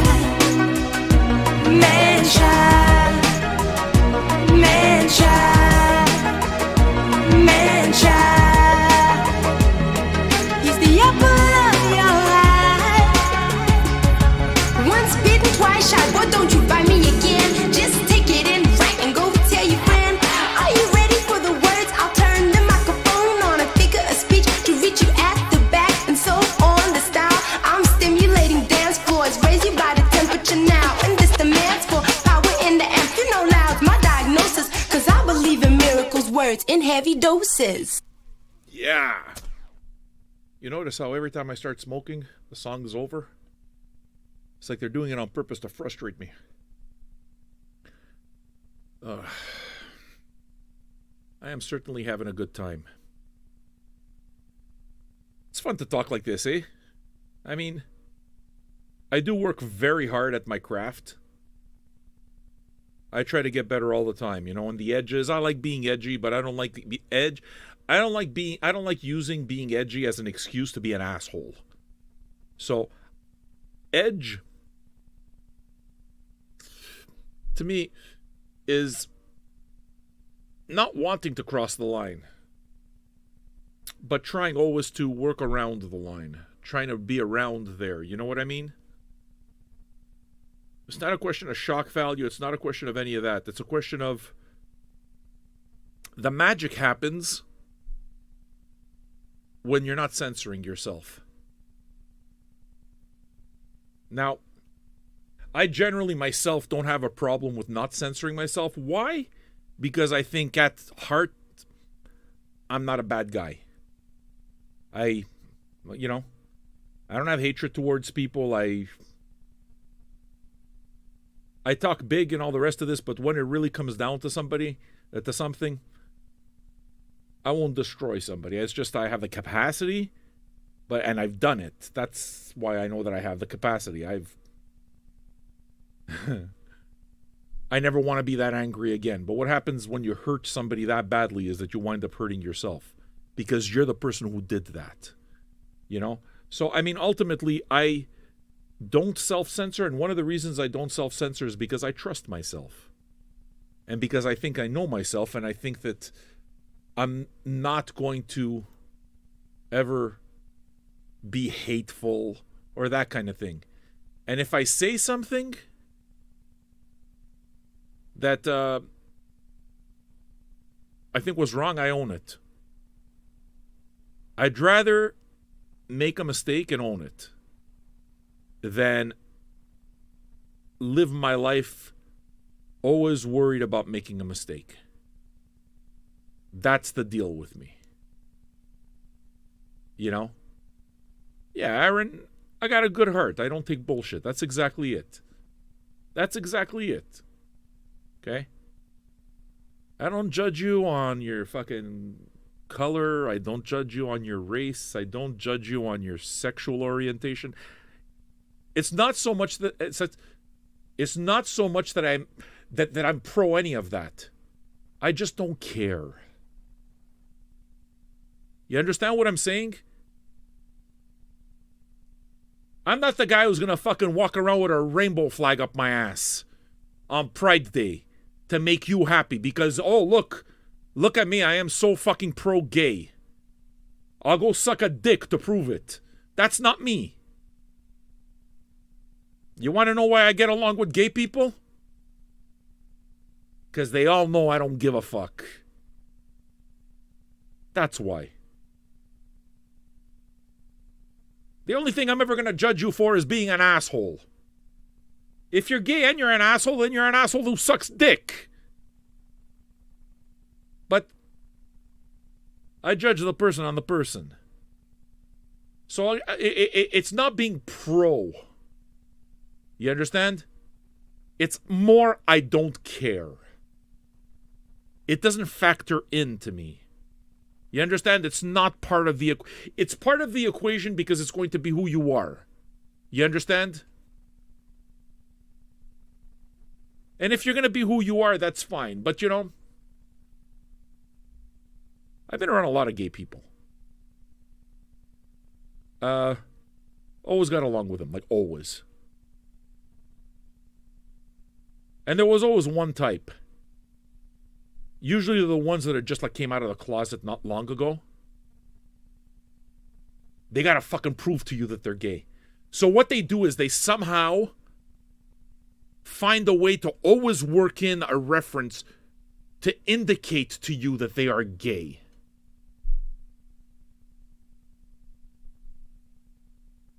Now that's what it is that I mean when I say I don't give a fuck. Dude, I don't give a fuck. What you do and who you are inside is you. You don't need my fucking approval. And just because I'm not going to give you my approval, it doesn't mean I disapprove. You understand? You understand? I basically don't give a fuck. To me, you are who you are. That's it. I accept it. UK Bart's my leather boy. He's my leather boy. I knew that boy before he fucking liked leather. I'm watching him fucking grow into himself. It's like, he knows. I don't care. I don't care. I don't. If I was the type of person who shared beds, you know those people that go to the hotels and like, listen, and I'm not judging. And like you're able to fucking sleep in the same bed with somebody? Dude, I move around a lot in bed. I take up a lot of room. I'm a fucking... I told you. I'm a hippopotamus in a man's body. Fuck. All right? I'm in bed. I'm fucking sprawled out. I can't share a bed with you. I can't share a bed. My wife knows. My wife is fucking concussed. She's got multiple concussions from me fucking hitting her in the head in the middle of the night. So, I'm not a good person to sleep with. But if I was one of those guys, I wouldn't give a shit. I'll fucking sleep next to a guy. So what? Oh, but what if he was gay? Yeah, so what? What if he was gay? So? What's he gonna do? He's gonna fucking rape me? I mean... Sometimes people gotta fucking look at their own fears, and it's like, seriously, what are you afraid of? What are you afraid of? You know?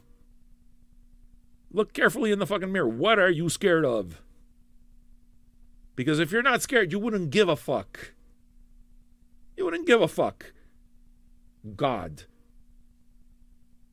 God made gays.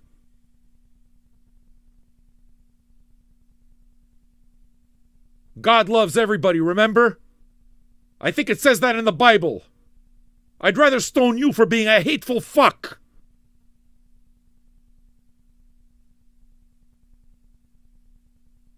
So, do I fight in my dreams? Yes, I fight in my dreams.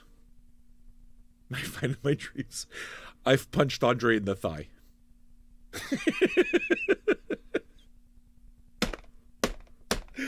Poor woman. I've punched Andre in the thigh. I've woken her. Poor woman. I thought I was punching my father. Poor woman. I punched her in the thigh. I woke her. Oh, I feel so fucking bad. Like, how does she fucking put up with me? Oh, shit. On the other hand, my wife, once she fucking, like, she starts scratching my arm in the middle of the night. And I was already awake, but she's scratching my arm. What the fuck are you doing? So, I thought it was Sharma. She thought I was the family dog. She was having a dream that she was petting my first dog, Sharma. So she started scratching my arm.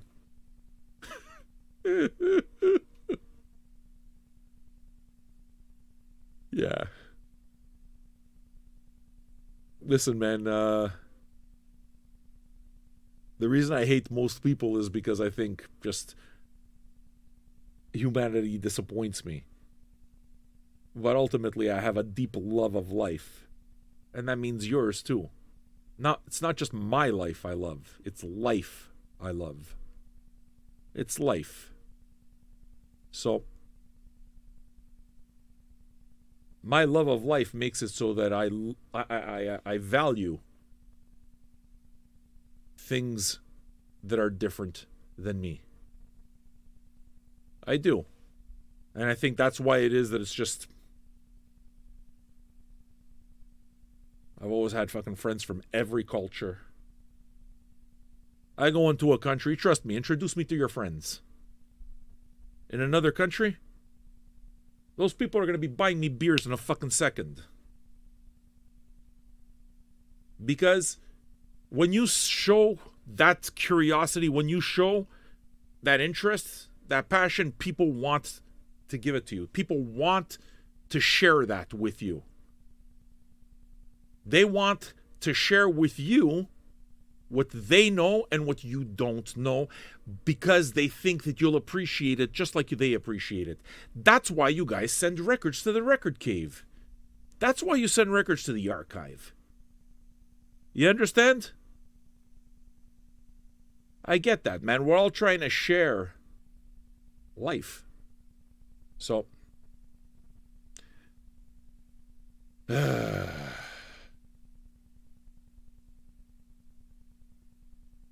Yeah, it's funny. Sad Panda. You see, that makes me like you a lot, dude. You say when it's cold, it's been like you've thought of picking up random homeless people just so that you can give them a shower or a meal. I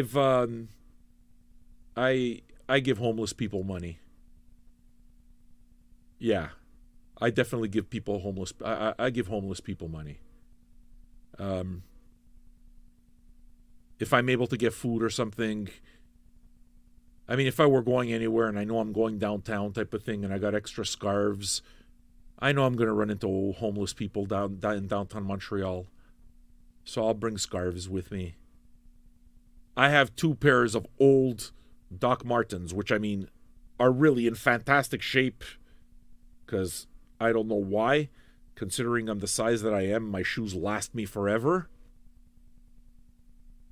I'm still hanging on to those shoes. I'm not going to wear them anymore, but I'm hanging on to those shoes because, Joe, one thing you don't tell me to do is time for a tune.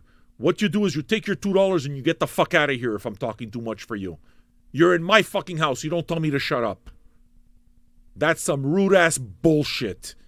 You're new here. I'm telling you right now. You have just exhibited your first bit of asshole behavior. And I will not motherfucking stand for it. Fuck off if I'm talking too much. If not, sit there and shut up. And if you don't like it, go to another channel. I'll be okay without your $2. Are we clear, son? C'est-tu assez clair? Tu veux savoir si je suis québécois? Je te montrerai si je suis québécois ou non. I do not stand for bad manners. I will not suffer your shit. Good, I'm glad you got it. And what you'll do is eventually, if you're one of those guys that's going to stick around, you know what you're going to do, Joe? Can I tell you? You're going to fondly remember the day I gave you a beatdown. And if you're the kind of guy who doesn't have his head up his ass and is able to admit when he got it wrong, what you're going to say is, I deserved it. Not my particular level of abuse, but that's me. But you're not going to say that I was wrong, because I'm not. I wouldn't tell you to shut up.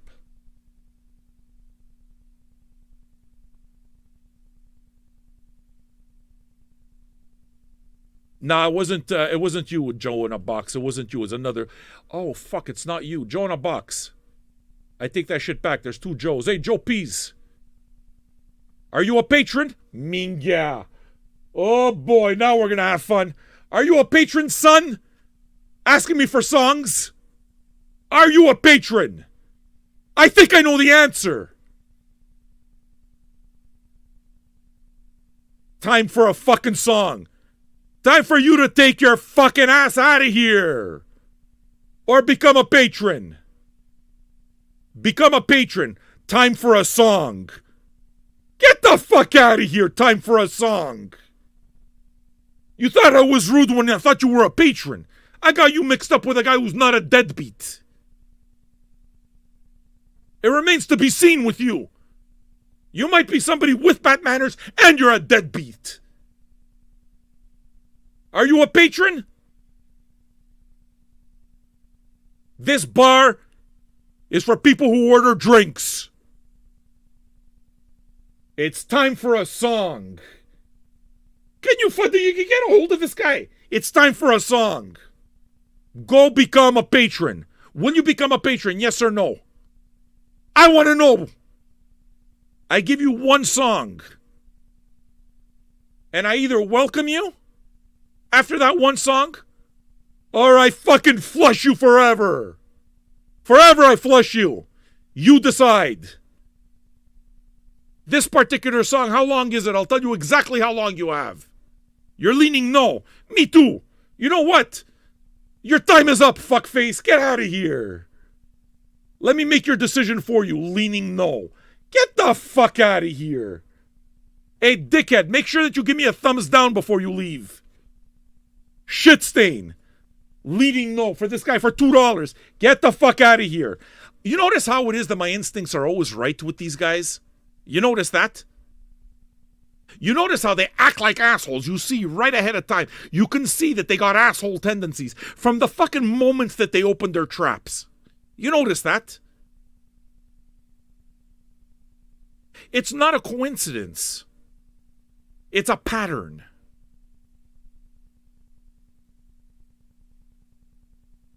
For $2 fucking. Get the fuck out of here. Don't ever fucking come here again. You fucking loser. I'm leaning no. What do you think I am, a politician? I don't give a fuck where you're leaning. I'm leaning no. You seem to think that I want you to come to my party.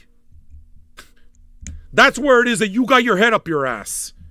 You think I give a fuck whether you come to the party or not. It doesn't matter to me, dude. I'm going to forget you exist. The other Joe became a patron. You're going to have to change your note. You're going to have to change your name to Not That Joe. That might be your new nickname, Not That Joe. Because there were two Joes today. You weren't that Joe. You should be proud of that. Seriously, your name is Not That Joe. The other guy, you know what he is? A deadbeat. A fucking deadbeat. Here's some Genesis. This was the song that he was going to get to decide. But I'm a crooked motherfucker. I took his vote from him. Fuck you! Hi, Nelson.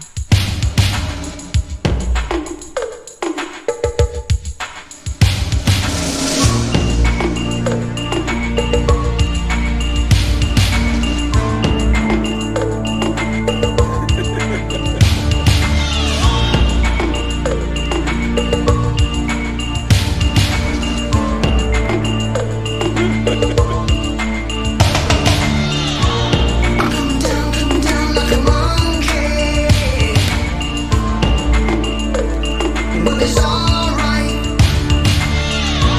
Like a load of light that you can't see. Ooh, but it's alright. Try to shake it loose, set it free, set it go. Just get it away from me.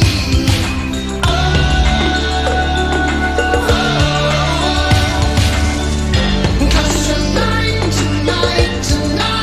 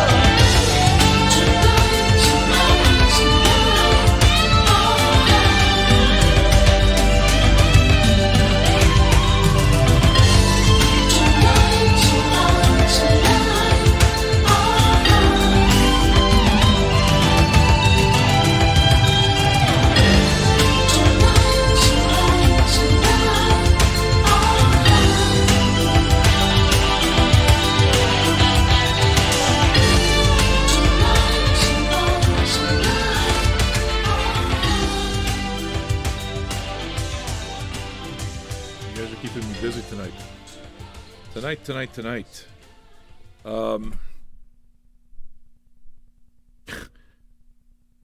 We got a massive fucking night. We got some good stuff. Those of you that like variety are going to be very happy. Yeah, you guys have taken over. You've taken over the show tonight. I'm okay with that. I certainly think that we have enough. We got a lot of requests. Hey, I am thinking that for album spins, well, actually, I've already said this. I am going to save album spins until the end. And we have 2 album spins. We got Radiohead and Rainbow Side A. The Gob wants that. And then we got Revolver of the Beatles Side B. Now, for Revolver, I know for a fact that make sure that you're on our Twitch channel if you want to hear that, okay? I'm not going to do that on YouTube because we're definitely going to get blocked for it. I don't want to deal with it, okay? And for Radiohead, I think it's going to be okay. But if it's not okay, what you do is just go over to Twitch is what I'm saying, okay? Once I start with the album sides, the safe bet is Twitch. That's what I'm trying to say. Because as soon as I get a copyright strike on, on the YouTube side, and I'm starting with the album spins, I'm out of there. I don't want to deal with it. Fair. It's part of the evolution of the show. You know? It's part of the evolution of the show. But I'm working on changing that with every copyright holder, one step at a time. And I'm happy to say that I finally started working on my response to the Beggars Group. The Beggars Group are the ones who handle the copyright, basically who handle the rights for the Radiohead catalog. So I haven't answered an email. I asked for, to have our channel whitelisted. They responded, and I haven't answered in over a week. And it's not laziness. The reason I haven't answered over a week is because I wanted to make sure that I thought about it properly. I wanted to make sure that I processed the whole thing and that I formulated an answer that was as concise as can be and reflected what it is that I was trying to say. I wanted to do it right because I think it's important that we work with these people in the future. Okay? So being pirate radio isn't something that I do because I want to be a badass. I'd rather not have to deal with the pirate part and do this and know that the artists are being paid and I wasn't doing anything that's quote unquote illegal. I'd rather have it that way. But the industry has to catch up to us. And in order for that to happen, some groundwork has to be laid between folks like myself, content, people who make their own content, who make shows like this, and the people who own the rights to the music that we play. Yes, I buy the record. I mean, everything that you hear me play on the show, I have it on wax. But you understand what I'm saying. So that whole area hasn't been sussed out yet. It's all still so new, and I know that I'm at the forefront of all of that. So what's going to wind up happening is I think that as I make these types of things, I'm going to make it easier for people who follow. At least that's what I'm hoping happens. Now, obviously, the big DJs, it's a different thing because they're big DJs, right? So it's like, okay, well, obviously this guy gets his show, quillions of people watch, but I mean, quillions of people don't watch this show yet. I mean, there's some videos, the Radiohead OK Computer videos got nearly 300,000 hits, I think. 370,000. It's 270,000 views. It's pretty nuts, So, I mean, it's still something. It still represents a income for them. Because every one of those 270,000 people who saw the ad, who saw, the Radiohead video, had the ad presented to them. So there's ad revenue. And that ad revenue doesn't go to me. It goes to the rights holders. It goes to Radiohead, as it should be. Okay? So I will never contest that it's the artist that should get paid that revenue. I want it that way. But, that groundwork hasn't been laid yet.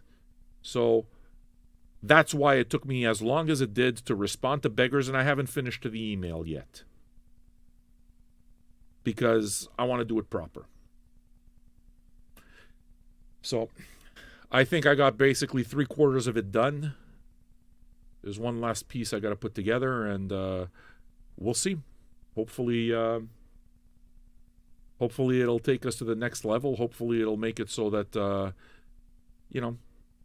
we get one more big copyright house that understands what we do.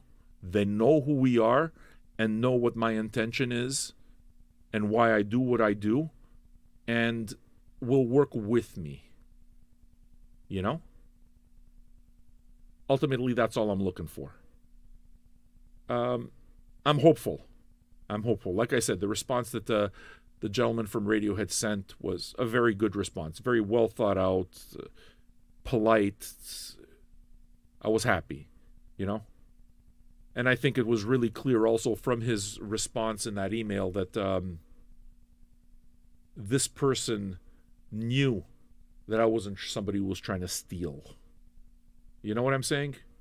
That I wasn't trying to kind of... The only reason it's pirate radio is not because I have this fucking deep burning desire to fucking fuck the system. That's not what it's about. The system doesn't work right now for where it is that I want to do, and what it is that I want to do is how people like to buy music. It's old radio. It's John Peel. So the radio licenses don't work anymore because internet is radio now. You understand? So in order to do this, you have to obtain, in the old days, you had to obtain a radio license. But that doesn't exist anymore. So it's not something that'll happen overnight. But it's my hope that with every positive experience, I plan to present myself in a good way. I plan to make my quote-unquote pitch in a professional manner and in a very deferential manner. Deferential not to the person, but deferential to the art. Deferential to the artist. Because I am. I am in service of art. We all are. Anybody who works in this crazy industry, we are in service of art. We can't forget that. So, that's why I do what I do. And, hey, would you say that you've learned music? That you've learned about new albums or new music during your time spent here with us? Right? Less. The Pinocchio sessions, I'll take it. I never thought about it, but the Pinocchio sessions, I'll take it. I ain't lying. That's exactly who it is that I look for. That's who I look up to. That's who I look up to, man. There used to be the Peel sessions, and now there's the Pinocchio sessions. I will take it.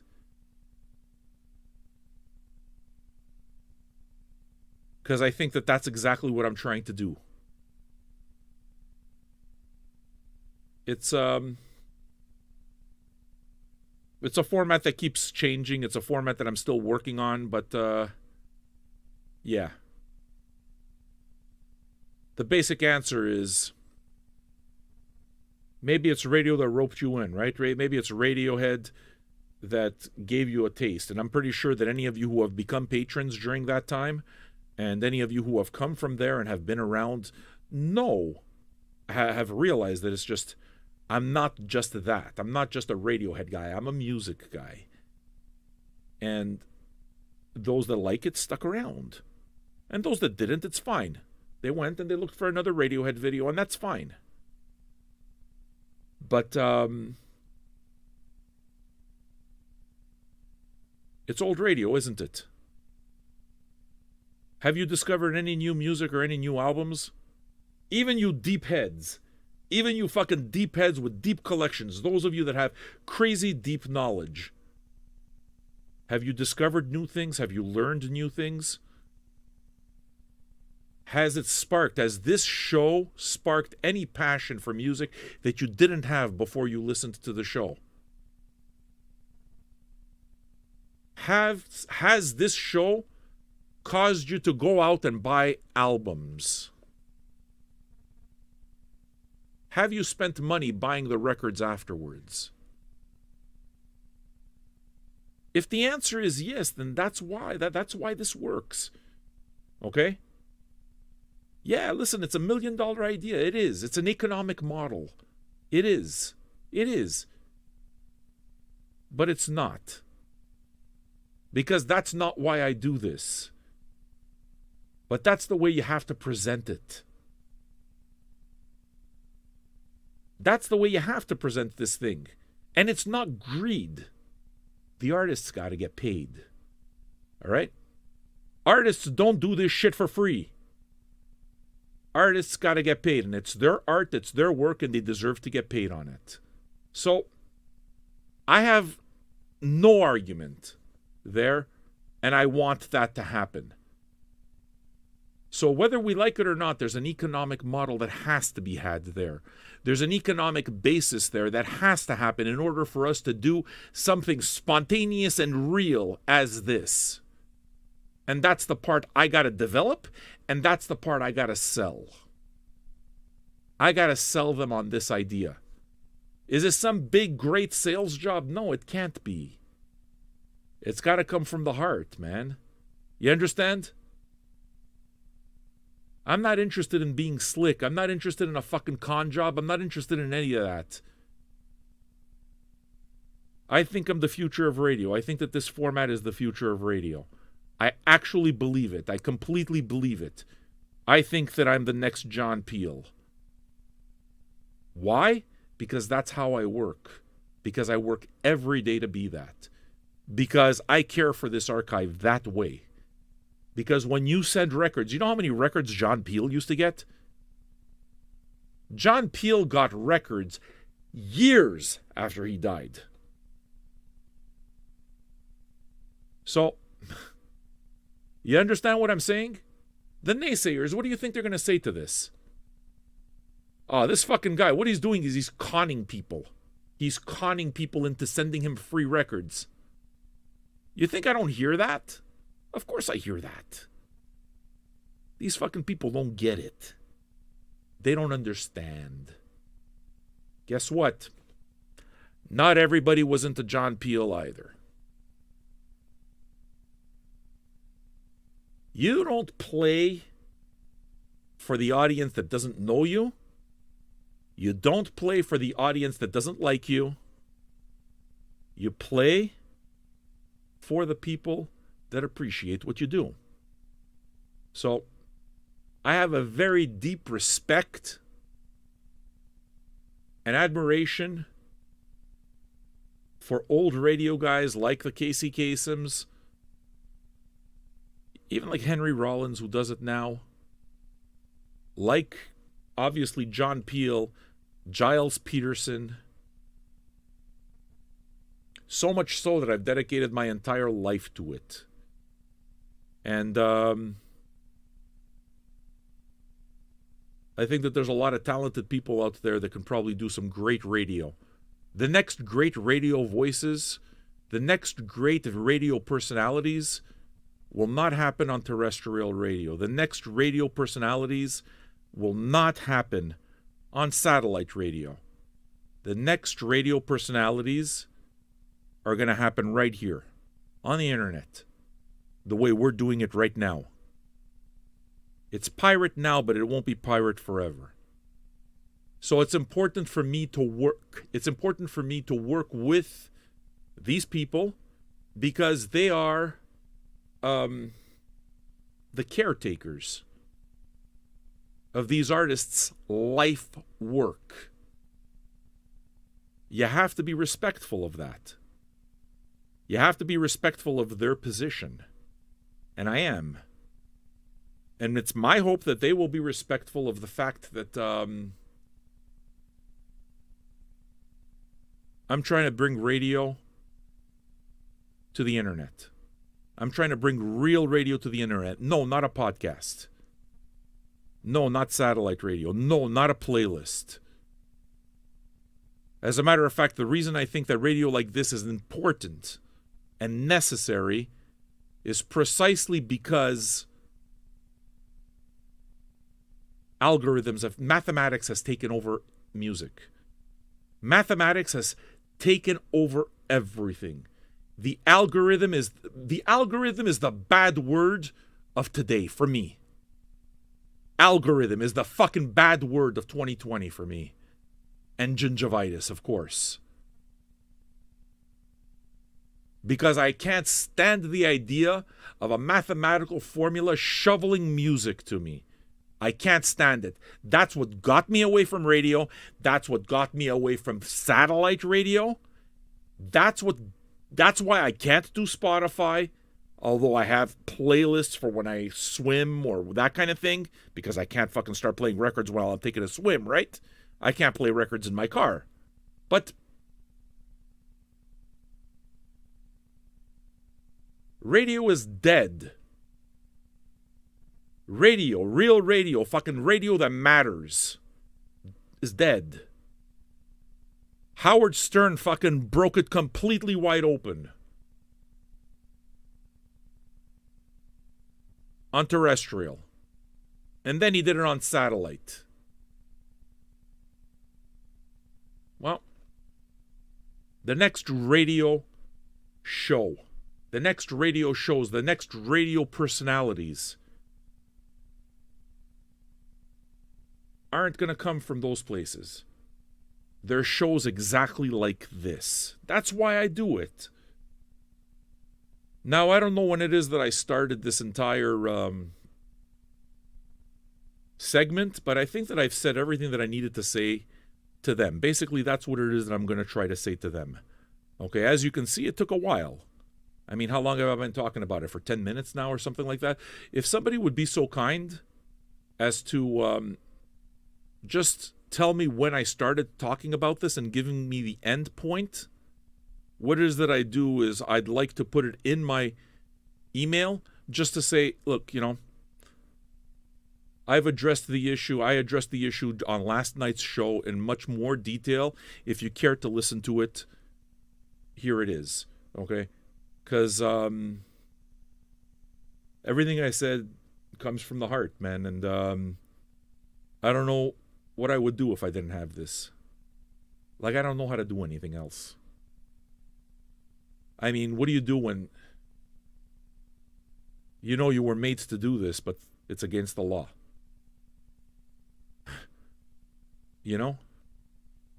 So, yeah, if somebody would be so kind as just to tell me, send me like a cue as to when I started this entire thing, basically, that's my sales pitch.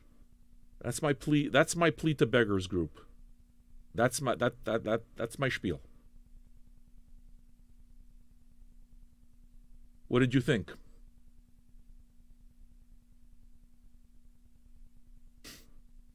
I mean, if it sounded okay to you, I figure it's going to sound okay to them too. You know why? Because if they're in music, and if they work in music, they love music just like you do, just like I do. And it's gonna connect with them. One thing that I always took pride in is that I know if Radiohead watched the videos,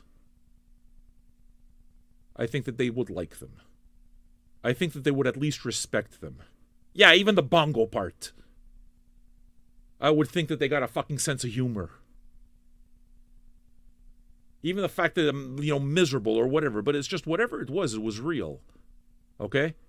And I try to put myself in the other foot, and if I had somebody talk about my art that way, I'd be all over it. I would endorse that wholeheartedly and say, fucking right. Because I know that I do this right. I know that I do this with integrity. I know that I do this with real passion. What? I know who I am. I know I can't live without this. I can't live without music. Can't do it. And if I had to stop, my life would be much, much worse. And I'd have to find another reason to live. I'd have to find something. I have my family, but it's just, you know what I mean? It's just, there's no other way to say that I was made to do this. Anyway, listen, thanks for listening to me.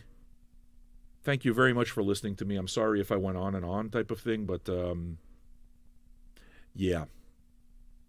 Let's smoke a joint, all right?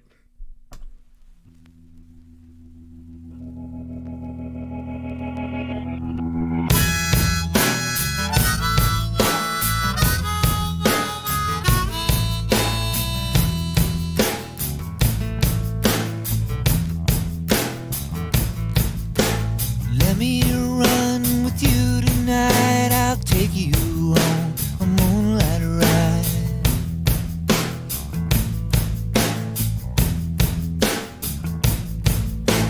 There's someone I used to see, but she don't give a damn for me.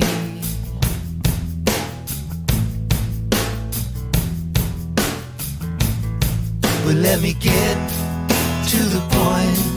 Let's roll another joint and turn the radio loud. I'm too alone to be proud, and you don't know how it feels. You don't know how it feels to be me.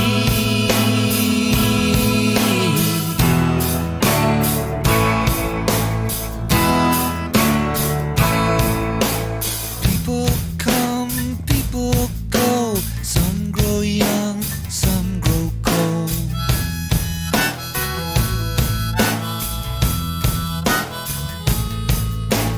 I woke up in between a memory and a dream.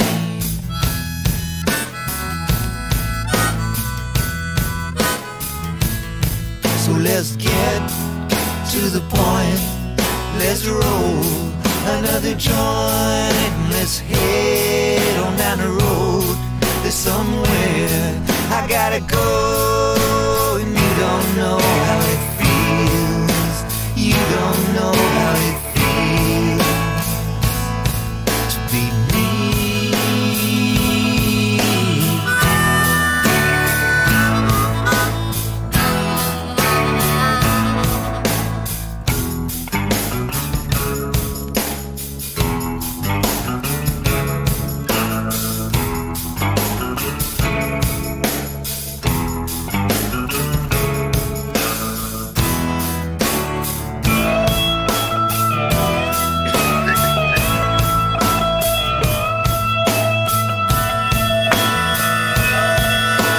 My old man was born to rock. He's still trying to beat the clock.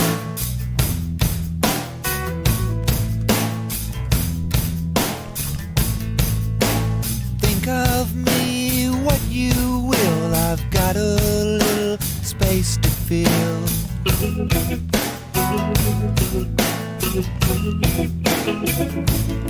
So let's get to the point. Let's roll another joint. Let's head on down the road. There's somewhere I gotta go, and you don't know how it feels. You don't know how it feels. No, you don't know how it feels to be me. You don't know how it feels. You don't know how it feels. No, you don't know how it feels to be me.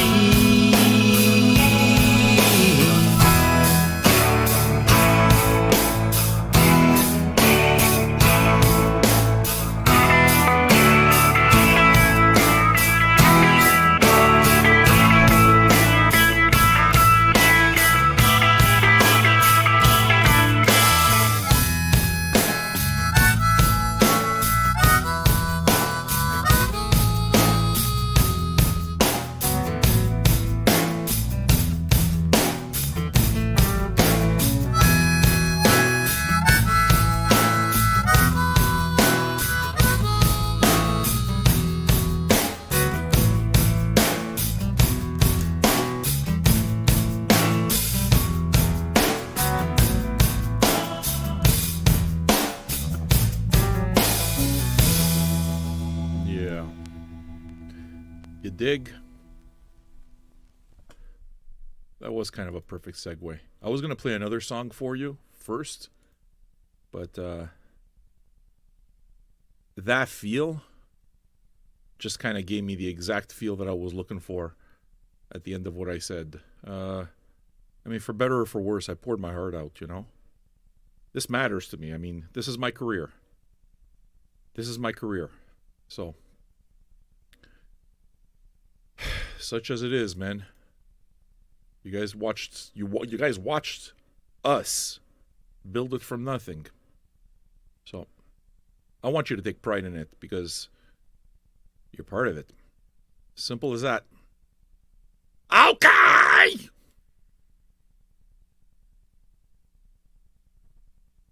Hey, maybe we already did roll over to patron number 515. Why don't we check? New folks, any of this sounding good to you? Or do I just sound like I'm full of hot gas? I could. I'm kind of both. In any case, if any of this spoke to you, consider becoming a patron. The reason the show happens is because people like you make it happen. You make sure that I can continue it.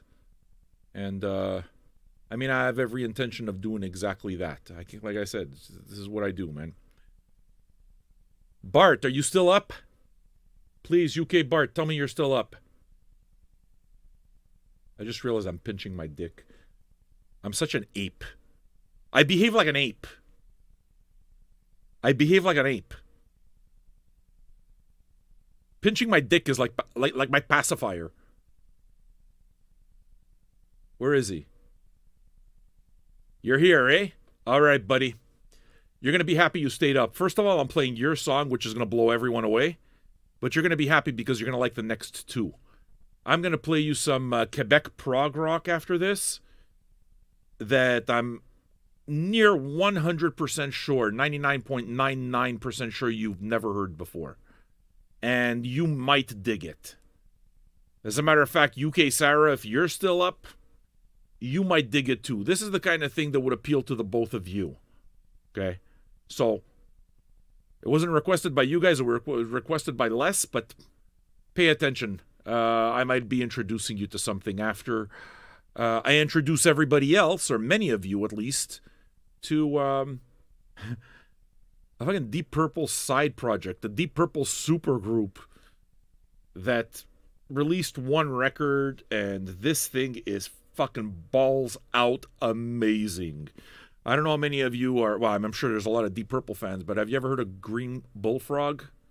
Yeah. So, Richie Blackmore, Ian Pace, Roger Glover, Albert Lee, and Jim Sullivan. It's a supergroup. And the album is amazing. The track, Bart picked one out for me, and I don't know it as well as him because UK Bart sent it to me. This was part of Bart's box, the first one. And, I mean, I heard the song and was completely blown away. I didn't know the record. I knew it existed. I obviously knew it existed, but I never saw it here. And he found it and he sent it. And that's why I love this guy. Because I'm a huge Deep Purple fan. Okay, so out of all of those old bands, all of those proto-metal bands, Deep Purple's likely my favorite. Yeah, more than Black Sabbath. I probably go to my Deep Purple records to put them on more often than I go to my Black Sabbath records. And I go to my Black Sabbath records a fair bit. Okay? But, yeah. I fucking worship, I kind of worship Deep Purple. I love that band. So, it was pretty amazing when, like, I dropped the needle on a song, and it's like, oh my God, this sounds like the Lost Deep Purple record. It's just damn good. I'm not sure that it's an easy record to find. It's not rare by any means or anything like that, but, I mean, certainly here in North America, you're not going to find it as often. But in the UK, since all of these artists are from the UK, you know, they're going to be more common, or in Europe, they're going to be more common. In any case, I'm happy to be able to have it in my collection. And folks, the next one's an example of why when there's when UK Bart makes a request, pay attention. Because the dude's going to take you to school. When it comes to this music, he knows it deeper than me. He knows it a lot better than I do. Because this is what he does. You understand? This is what he does. This is his sweet spot. And it makes me happy to listen to it because every time, like, I'm really proud of your collective knowledge. I think that what we do here is a real-time Wikipedia. I think that you guys, our collective knowledge in this room when it comes to music is astounding. So, I'm kind of proud when Bart starts talking. Because I know what's going to come out of his mouth. I know what he is. It's just I know the guy's knowledge. When it comes to this, when it comes to what he listens to, he's my source. It's like, yeah, all right, Bart, if you say it, no problem. And if he picks a song and he tells me, it's like, all right. He knows me well enough also to know, it's like, yeah, that's the one. So what I'm saying is very often, understand that Bart's taking me to school. You want to know where I get my knowledge? When it comes to this specific slice, that's my guy. That's my guy. I don't know if you know that that's how I feel about you, Bart, but I mean, you're that guy, man. You, UK Sarah too, her knowledge is insane. You don't understand how much I appreciate that. I respect that. I just fucking love that. That's why I do this. So, we're going to listen to the Richie Blackmore supergroup called Green Bullfrog. And the song's called My Baby Left Me from 1971. Hope you dig it. Take it away, Bart.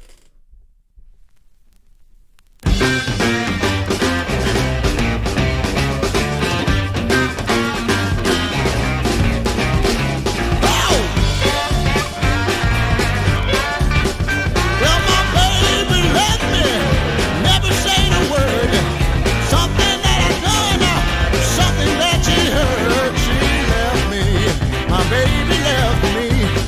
Yes, my baby left me. She never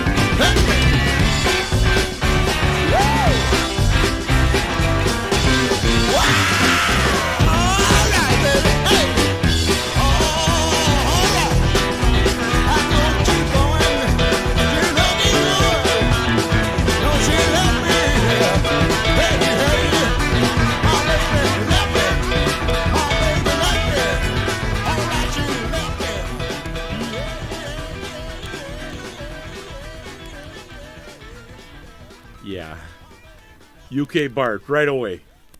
That's drum sound is recognizable. Yeah, big time. Big time. Like, there's songs on this where it's Blackmore that's like, you know, he's there. He's that guy. As he often is, you know, is just brilliant. Deep Purple solos. But that's the thing about that band. Jesus Christ, those John Lord, man. Ian Pace is just those drums. Ian Pace is a fucking maniac. He's a maniac. Like right now, all I'm doing is I'm thinking about his drumming kind of thing. His drumming on Speed King is fucking bonkers. Okay? So yeah, that's exactly how I was listening to it, Bart. The guitar playing, if anything, showed Richie Blackmore coming out, like he's stepping out of that, what he usually did with Deep Purple. It didn't sound the same. So he had that blues thing down, you know? But Ian Pace, yeah. You catch that Ian Pace, yeah, that's fucking Ian Pace. That's why I'm such a huge fan of Deep Purple. Is the new record good? I saw it. I want that record. I want all the Deep Purple records. Yeah. Is it good? Take into account that I'm the guy who likes Deep Purple bananas. So, other people can knock the album Bananas. I like the album Bananas. So, I know that you guys are going to say, yes, Sam, you should buy the new Deep Purple record. So many records. So many fucking records. It's just... And each one of them has a story, doesn't it? That's why vinyl is special. That's why I do what I do, man. Every record tells a story, and you guys are the story. And sometimes it's you guys that make the story, and you guys that bring the story to me, and sometimes I bring the story to you, and we just kind of share. We just hang out. Not that Joe! How are you, Not That Joe? It makes me appreciate you that much more after that other guy. Fucking insolent prick. I'm leaning towards no. Like I give a fuck. You can't stop buying records since you started. I'll tell you something, buddy. Live with it. That's the way this works. I can't tell you not to do this. I spend stupid amounts of money on records. I spend more now than I used to before because it's work.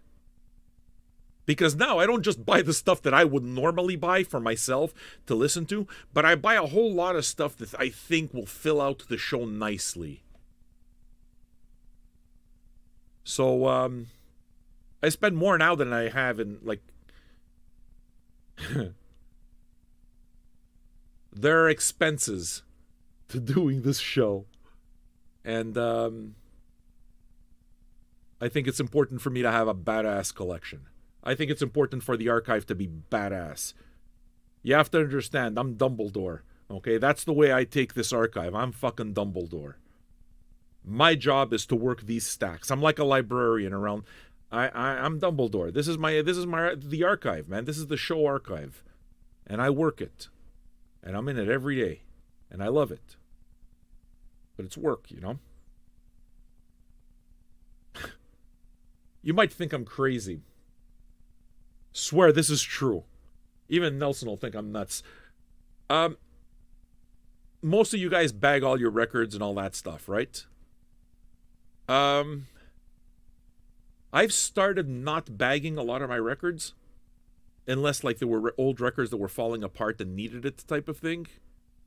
But the records that were solid, I think I prefer, like, making the stacks looser.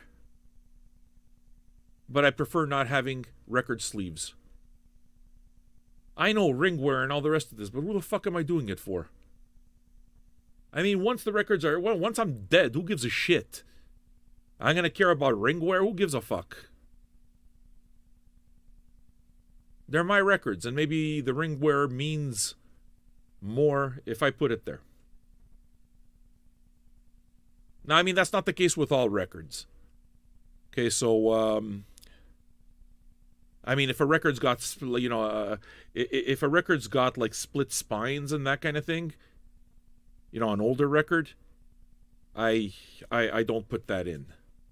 If it's one of those records that's really the jacket's flimsy, it doesn't fit properly, you know, it's like, but, yeah. I've somehow become less precious with them because I use them. And I don't want to. I don't want to be the gatekeeper to a museum. I want to be the gatekeeper to a library. A museum, you go and you look. A library, you look and you take out, and you sample. You can't take a fucking Stegosaurus home with you. Hey, let me take these fucking dinosaur bones home with me. 2 weeks. Yeah, I'll have them back in 2 weeks. You understand? I don't want to curate a museum. It's not me. I want my records to mean something. I want to play them, and I think that I like wear on my records in the same way that I like wrinkles on a person's face. I don't think that crow lines around a woman's eyes is ugly. I think it's beautiful. I don't think wrinkles on a man's face is ugly. I think it's beautiful. If anything, I find it ugly if somebody thinks of taking Botox or doing plastic surgery to me. That's something I don't understand. You know? All right, so look, Bart, this is why you stayed up. Have you ever heard of a band called Pollen? I didn't think so. This is a Quebec prog band from a Quebec prog band from the 70s. This album here was released in 1976. So this is what the guys look like. Sorry, I can't get it any closer, but you can see that the guys look like proper 70s rock and roll musicians, and the art's kind of trippy too. And the songs are in French. So it's Quebec prog. It's all in French. And if you look at their logo carefully, Pollen, you'll notice that right in the middle is a marijuana leaf. Now, UK Bart does not smoke pot, but he certainly likes fucking stoner music, I could tell you that. He understands the vibe perfectly. So, just by the looks of it, this is a record that you'd want immediately. The band's called Pollen. Okay? In French, say pollen. Pollen. It was recorded in 1975. And yeah, this is the shit that I'm taking from this is the shit that I've been taking from the local store here, au 33 Tours. This is from their label. So, t'as jamais entendu ça? C'est certain que peut-être t'aimerais ça. C'est bien québécois. So yeah, this is this is French prog rock. Could get cheesy. It does. Prog rock, a lot of prog rock is innately cheesy. But I'll let you decide, man. We're listening to a 7-minute song called Vieux Corps de Vidange. The translation would be the old body of an angel's life. Yeah, old body of an angel's life, I guess, would be the translation. Seems like an odd thing to call a song, but hey. Give this a listen.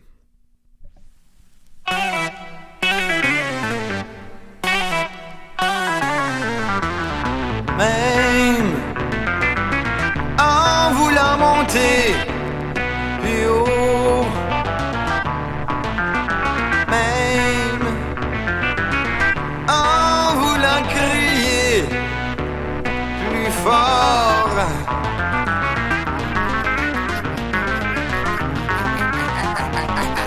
Toutes leurs vieilles idées s'effondrent.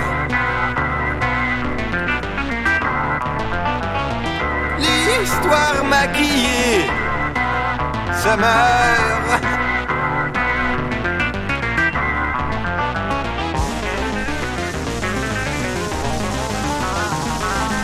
Les curés, les évêques sont venus crier. Sous prétexte d'amour, ils nous ont trompés. Les curés, les évêques sont venus crier. Ils nous ont pardonné, nous on a payé.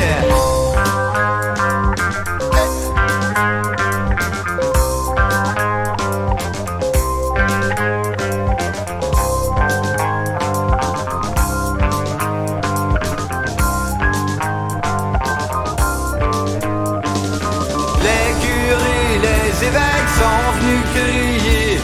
Sous prétexte d'amour, ils nous ont trompés. Les curés, les évêques sont venus crier. Ils nous ont pardonné, nous on a payé.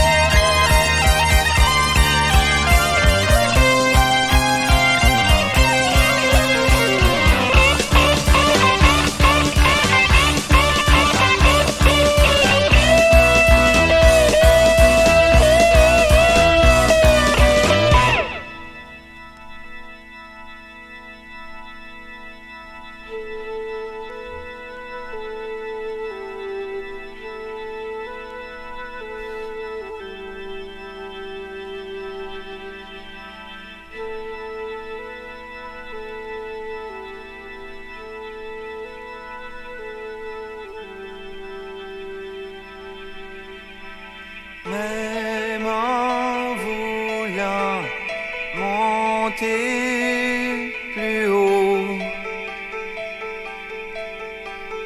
même en voulant crier plus fort,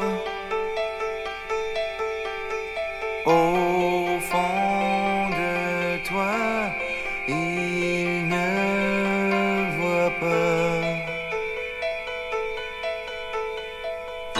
Et si tu peux voguer sans crainte à la recherche de ton chemin, au fond de toi, ils n'iront pas.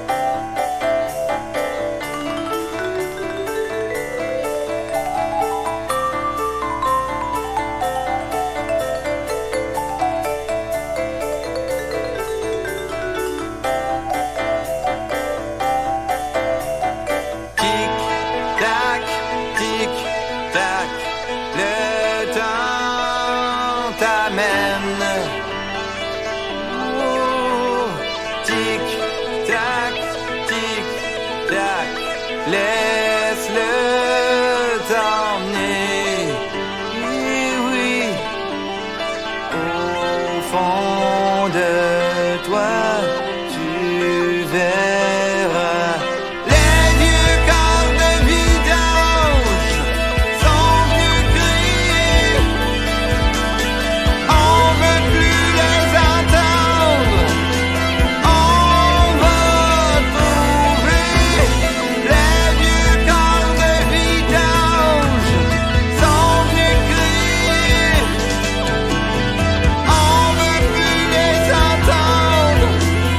On va trouver la lumière.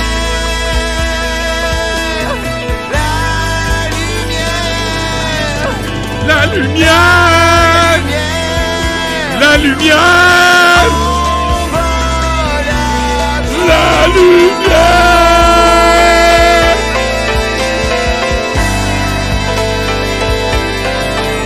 Chantal!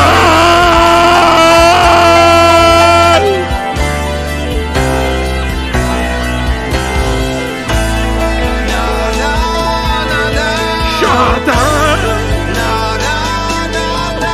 Chantal!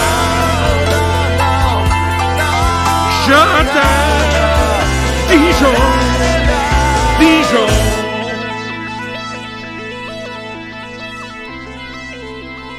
Je t'aime, Chantal. Je t'aime. Je t'aime, Chantal. Je t'aime. That song was dedicated to Chantal. Chantal, that's right. Dude, you're new here.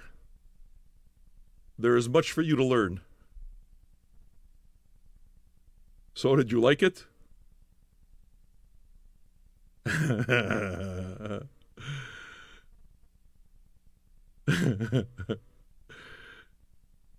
Wait, let me see. Let me check my messages. I want to see if my wife sent me a message.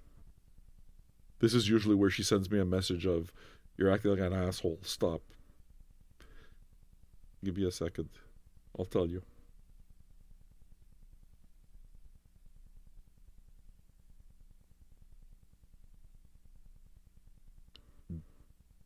Do you eat carrots? That's the last message that Andre sent to me. Do you eat carrots? We're trying to change shit around over here. God bless her. What that family has to deal with me. Can you imagine fucking living with me? It's not pretty. All right. Moving on. We're going to dig right back into the Impulse catalog. Have some fun there. I played you some The Comet is Coming early on in the show. It may have been the first thing I played. One of the first songs, right? And then all of a sudden, I think it was the Gob. Was it the Gob who requested a song? I think it was the Gob. Yeah, she requested a song. So, you guys are getting a Comet is Coming 2-piece. That's a good thing. So, this one from the same album. It's the first song on the album called Afterlife. Released in 2019. The song is called All That Matters Is the Moments, featuring nobody else but Joshua Idahan.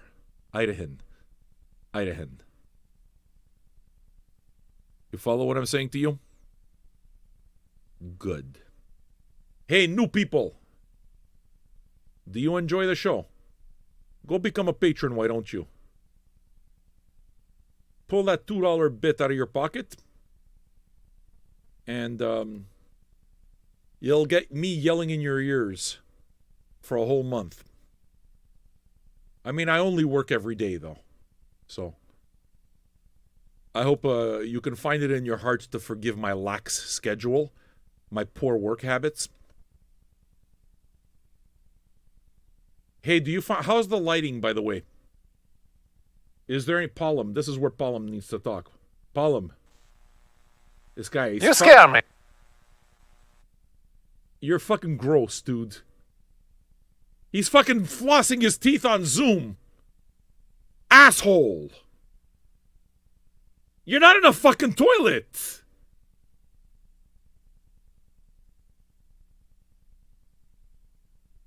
This is the same guy, okay?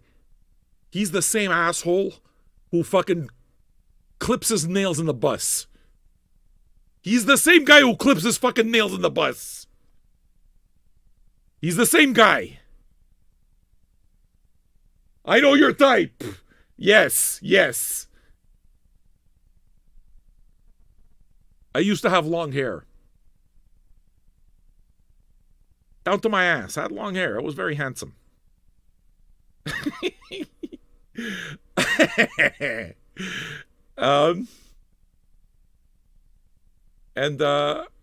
was very, very clean. Very fucking clean. Always. Took care of myself. So, I was also dirt poor. So I took the bus. A lot. I spent at least 3-4 hours a day on the bus. Sometimes longer. Spent a lot of time on the bus. That's where it is that I listened to a lot of music. I'm sitting down. Isn't there this lady behind me fucking clipping her nails? And all I'm thinking about is those fucking nails are going to fly into my hair. That's all I was thinking about. Those nails are going to fly into my hair. Those fucking nails. What's she clipping her nails for in the bus? And I turned around and I told her, hey, lady, you're not in a fucking toilet. I told her. Madame, vous êtes pas dans votre toilette.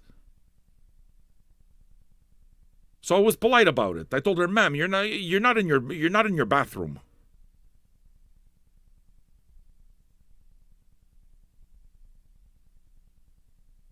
Hey, what the fuck is wrong with people?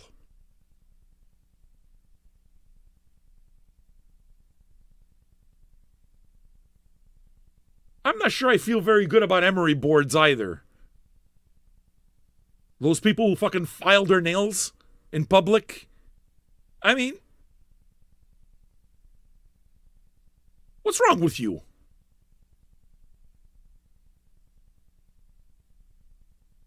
Like, I don't get it. I don't get it. Paulum's going to argue, yeah, but I'm in my own home. It doesn't matter. You're on Zoom. You're on Zoom. You're fair game.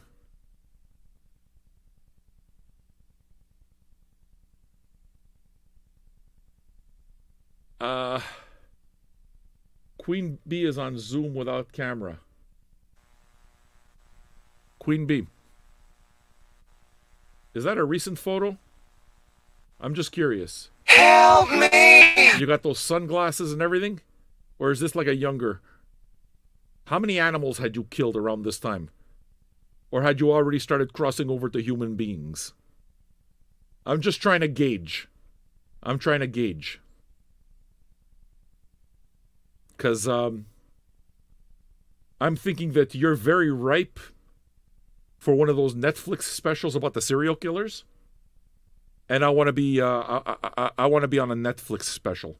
So I'm trying to learn as much about you as I can. You're one of those people that always air out the blanket, always air out the attic, eh? Somehow the attic always smells of something.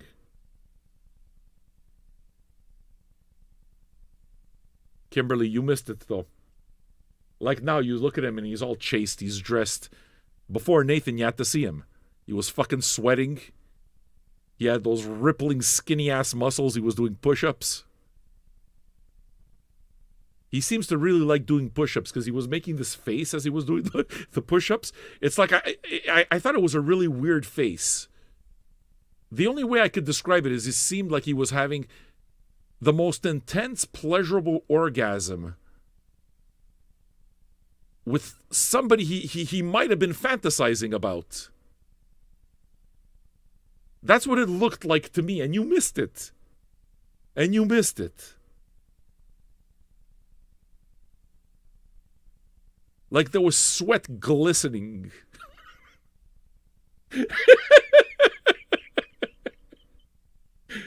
There was sweat glistening. You understand?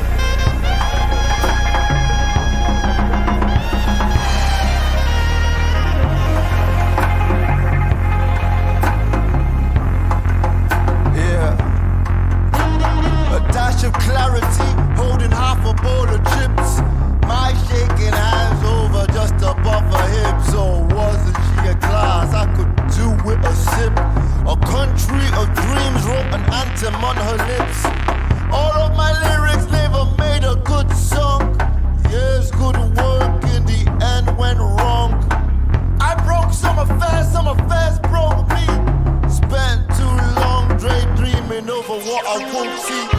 What was, what is, and what probably won't be. I know the claustrophobia of family. The cold come for the friendship. Numb touch of concrete, the soles of my feet. Shutters fell on bricks and arches, history deleted. Oh London, my love, my mast. Like dominoes, the plastic people stumble into past. Breeze block and grey colors squash into the Thames. Southeast London, gargling flames. I know this now, I know this now. All that matters is the moments. All that matters is the moments.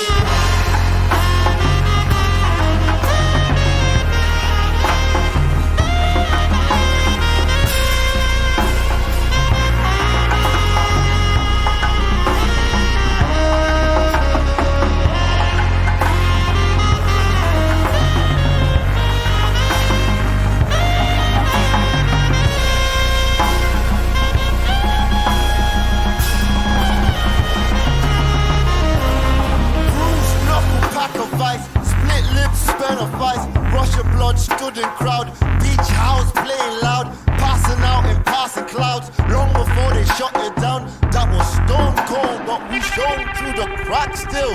We made our kingdoms in the corners of their castle, but it all falls down in the end over me. All these monuments, all of these moments, they fall on my body and they pile on my mind, but my head's quicksand and my mind will not set. End of the world and my mind will not set. My mind will not set. My mind will not set. It's the end of the world and my mind will not set.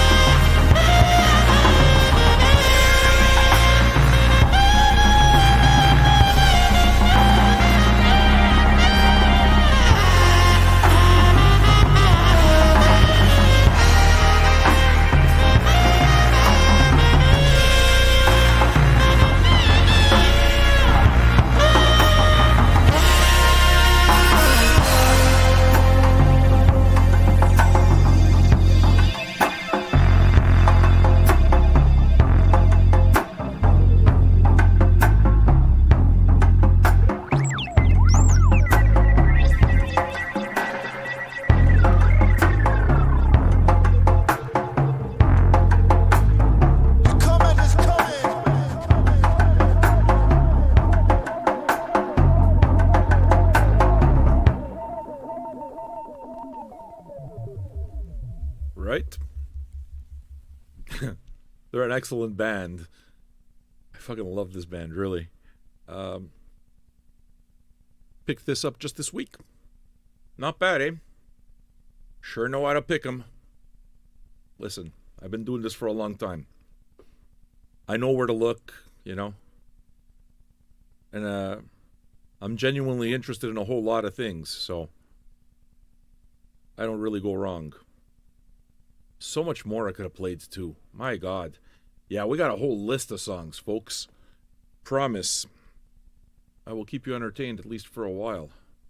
I mean, at least that's my hope. That's my hope.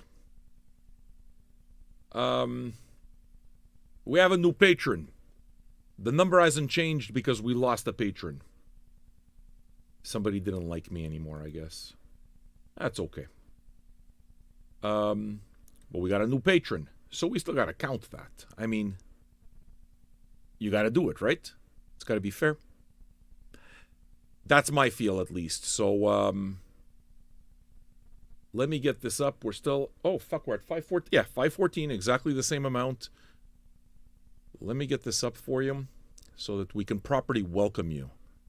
So many other songs. So many other songs. All right. So, you are number 514 again. Justin Eakins. Where are you, Justin Eakins? Justin Eakins. Where the fuck are you? Step up. It's your turn. It's your turn. Justin Eakins. Is he responding or not? Can I know? Where are you? Ah, it's the squeak. All right, look at you. You went from being a punk bitch to being on the couch now.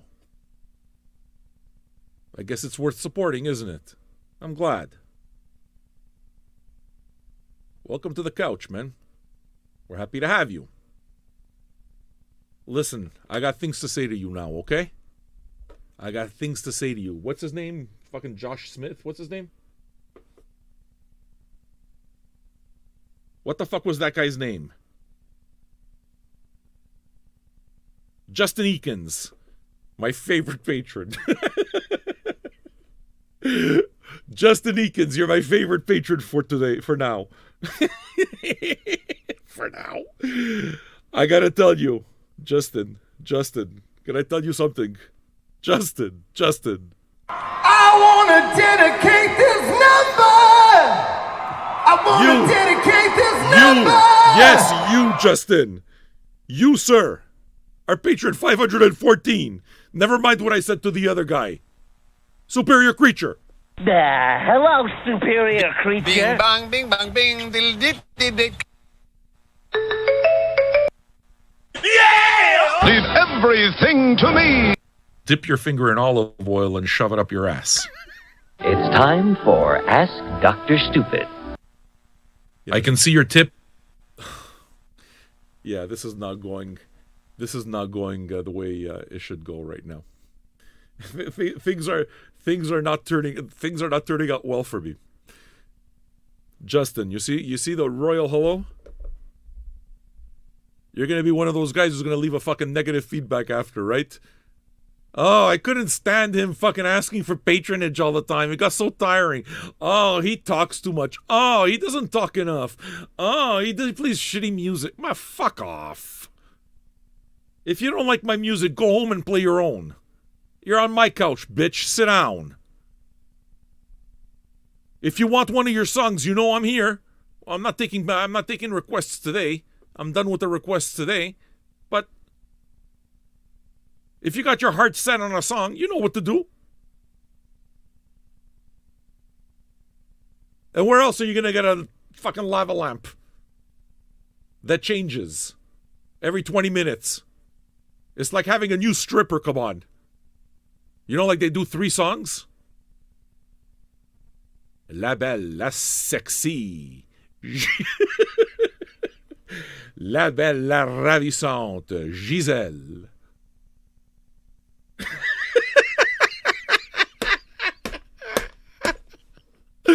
Oh, shit, it's funny.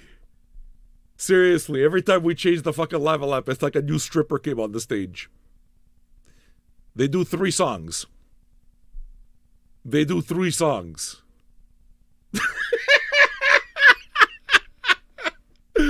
Oh, fuck, I've never gone to like, here it's called Club 281. I've never gone to a men's strip place, though. Not that it would bug me, but it's just I've never gone. All right, I'm going to stop talking about strip joints. All of a sudden, I'm self-conscious. I don't go to strip joints. I don't like strip joints. All right? I don't like strip joints. It's not my style. It doesn't mean I've never been to a strip joint before. I've been to a strip joint before. I know the routine. I've been married twice. I know the routine. The routine. I'm saying it from a scholarly point of view. The routine is this. They got 3 songs. I had to deal with my guilt a bit. Thank you for just patiently waiting while I work through it. They have 3 songs. The first song is the fully clothed song. That's when they come in the fucking outfits. The sexy outfits. The fucking negligees. They even wear the little jacket on the top. With the fucking... with the fur collars. With the fur fucking collars. Right? Those ones. Those, they're all fucking dressed, but like very sexy, but sometimes they go for classy. Sometimes they go for the little fucking frou-frou, like those fucking puffs on the butt, that kind of thing. That's the first song. The first song, they're basically modeling clothes for you. They're modeling whatever is sexy. They're modeling clothes for you. The second song...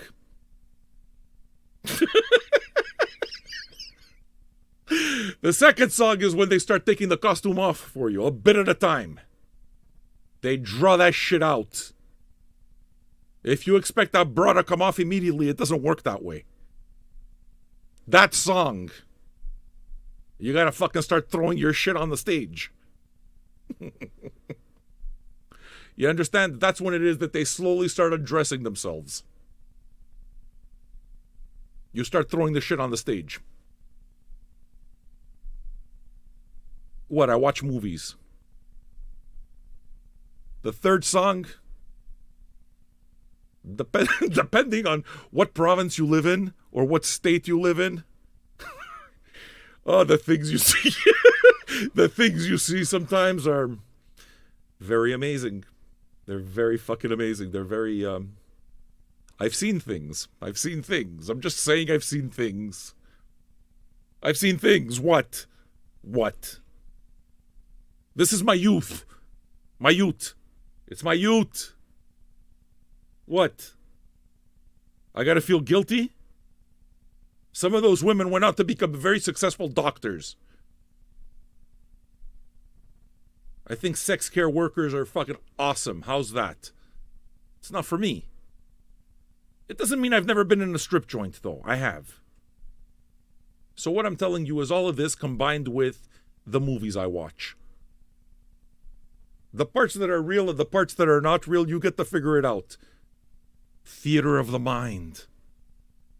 So the third song, many, many things. Sometimes insertions, sometimes not. Again, depending on the province or state that you are in. Sometimes another girl is there and orifices start getting licked.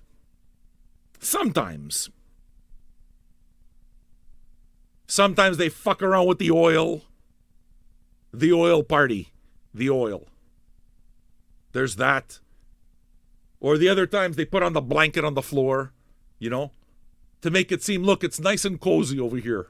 You could be here with me. You got to play up the fantasy. You got to play up the fantasy. It smells like butter. And with that, they throw the money and there you go. Why did I just say all of this, by the way? I'm trying to find the through line. What is it that made me start? How did I start this entire conversation? Just spray my love everywhere. Oh, that's not right. Listen, how did I start? How did I even go down this path is what I'm trying to figure out now. You guys are supposed to tell me why. Oh, the lava lamp. Thank you. You say marmalade. Marmalade's useful. You guys, the rest of you, I don't know. You're the guys who don't pay attention in class. You don't pay attention in class. Marmalade, you get a sticker. You get a sticker for your notebook, for your scrapbook. Right? Yeah, it's the weed. Yeah, it's just, you notice how it's like immediately you know when it's the wacky weed? Like, it's just, like I didn't even think about it. I didn't even fucking think about it until you guys said, oh yeah, okay, he's smoking the wacky weed. Yeah, that has to be the wacky weed because it's the first hit I take off of it. Yeah, it's beautiful. Oh, Jesus. What kind of a wild and woolly night are we having tonight? What's going on? What's going on? This is not a family-friendly show, maybe. Your children should not be allowed. Listen, I didn't go into any details. I didn't need to do that. I'm a gentleman. I'm a gentleman. What? I'm very respectful. Stop. I'm very respectful. I am very fucking respectful. I love women. I prefer women to men, as a matter of fact. They are the fairer sex. They're easier to get along with.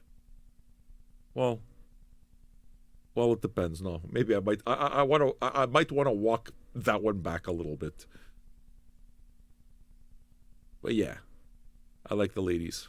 I like hanging out with ladies. It's fun. They're I always seem to find the cool ones, like the ones who are a little bit weirder. You know, who actually get me. It's pretty cool when you reach that point. The reason it is that I'm still talking is because I forgot what song I'm going to play. So it took me forever to realize that what I was trying to do is get the mouse onto that screen so that I can see what song is next. Listen, I'm high. It takes a while. The elevator gets to the top, but it's very slow sometimes. Sometimes it forgets what floor it's on. 3rd floor, 4th floor, 5th floor. You're trying to get to the 13th floor. And then what do? It hits the 12th floor and it goes back down. Then it stops at the 7th floor and realizes, oh, okay, I forgot, I'm going to the 13th floor. And then you go back up. That's what a 13th floor elevator is. That's the way 13th floor elevators work. So, if you guys ever wondered what 13th floor elevators is, I mean, I just made that up, but I'm pretty sure that that's what it means. I have a feeling, yeah, it works. Look at me. This deep thought makes me think, wow, I'm so fucking brilliant. Look at how it is that I did this 13th elevators thing. Like, I'm really proud of myself. I promise, tomorrow morning... Oh my God, it's so deep. Tomorrow morning, I'm going to completely forget what I said. I already forgot what I said. I forgot. Are we still talking about strippers? I'm confused. Listen. We got album sides, eh? Can I just tell you that we got album sides? Because that shit's going to be fun. Just so you know, I'm going to turn off the show for album sides on YouTube. I don't want to get annoyed. Actually, we'll see. I don't know. Definitely not for Beatles. I don't want that, you know. I don't want the show to get taken down. It's a bummer. Like I said, we're not trying to steal. We're trying to do a show. So, Hop Along is what's next, okay? Off the album Bark Your Head Off, Dog, 2018. And I burp. I burped up a little bit of cucumber. I had cucumbers for lunch, for supper. I had some cucumbers. I had a little bit of spinach. Not enough spinach, though. Not enough spinach. With balsamic vinegar on the top. Okay? And then I had the barbecue chicken. My wife, she went to Club Price. So she went to Club Price. She brought the barbecue chicken. Poulet barbecue. Poulet barbecue. That's what she brought. She brought poulet barbecue. That's the way we say it here. Poulet barbecue. Italians, there's two ways that they say it. They either say barbecue or they say barbecue. Barbecue. It depends. It depends what part of Italy you're from. Some say barbecue and some say barbecue. It's true. Listen, I'm trying to teach you a bit about my culture. So we're listening to... how the fuck am I talking about barbecues? Why am I talking about barbecues right now? Oh, I was talking about what I ate.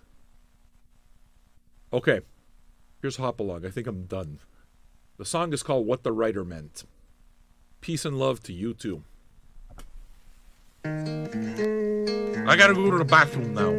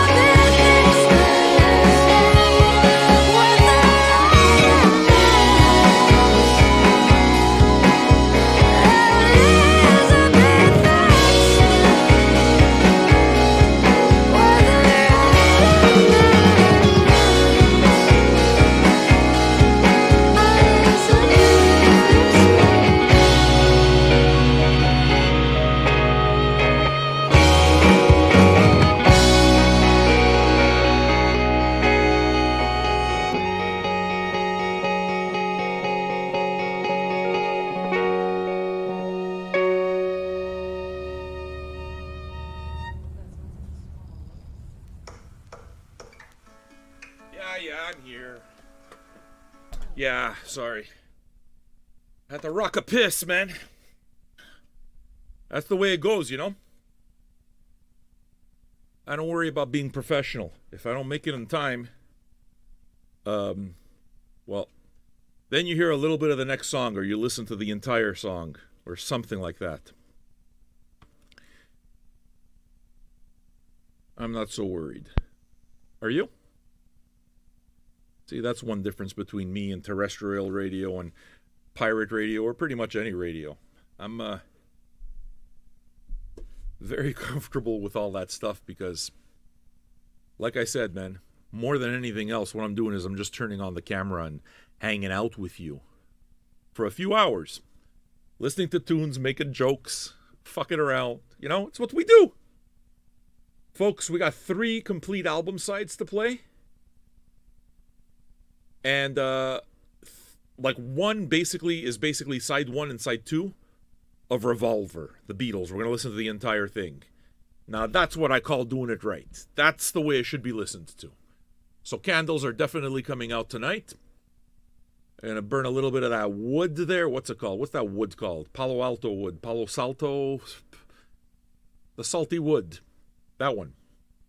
I'm going to burn some of that. I got some more reefer here. I have a feeling we're going to have a good time. And we also have half of Radiohead in Rainbows. So Blumpy Poo is going to be missing that too. Blumpy Poo's missed a good evening. Fuck, I hope he's not upset with me. Do I go too hard on him? I mean, it's obvious I'm joking, right? Like, I'm doubting myself now. I mean, I like the guy. I really like the guy.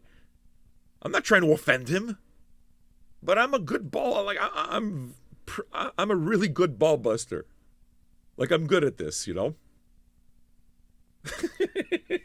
So maybe I'm hammering him too much. I don't know. I hope not. I fucking hope not. But hey, listen. If they tap, they tap. If they tap, I stop.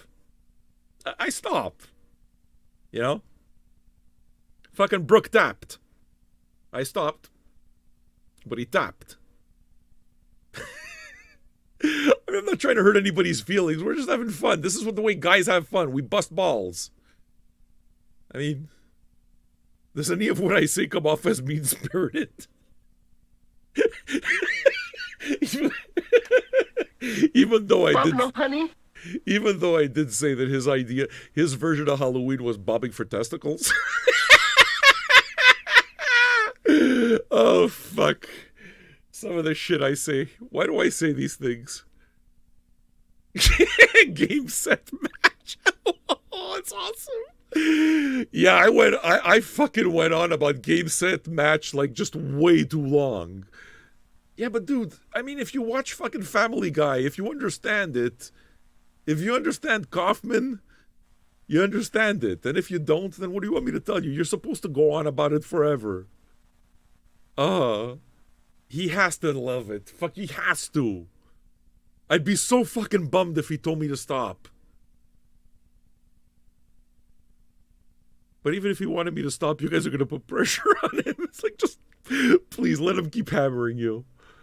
This fucking guy. I mean, you guys realize this is just me? You realize this guy is fucking magic. He's magic. He's like a fucking unicorn with a dented horn. Game, set, match. Oh, you did a great job on that. Oh, no. Yeah, dude, he fucking listens to the Howard Stern show. He has to know what we're doing. He has to know what we're doing. I'm giving... Fuck, we need a t-shirt. We need a fucking t-shirt with Balls McGregor on it. Like a tennis t-shirt with Balls McGregor. Game, set, match. I suggested that we should have him design it, and he said he'd never do it. Which is too bad. Which is too bad, because he would do it right. Yeah. I mean... But it doesn't come off as mean, does it? I like the guy. I don't want to hurt his feelings. Just, he's not around, so I'm fucking thinking that maybe he's just fed up with my shit. Maybe he just doesn't feel like dealing with me anymore. I'd understand that too, though. I mean, I do understand it. All right, I'm going to make myself depressed. Drug Dealer is what we're listening to next.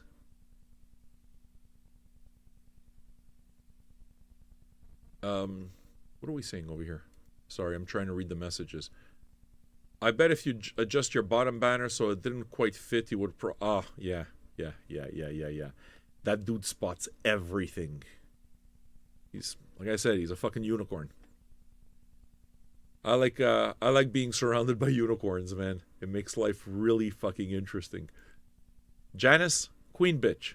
Unicorn. Dirtiest unicorn on the lot. Like if she was a Peanuts character, she'd be Pigpen. Like she's definitely the Pigpen of Vinyl Junkies.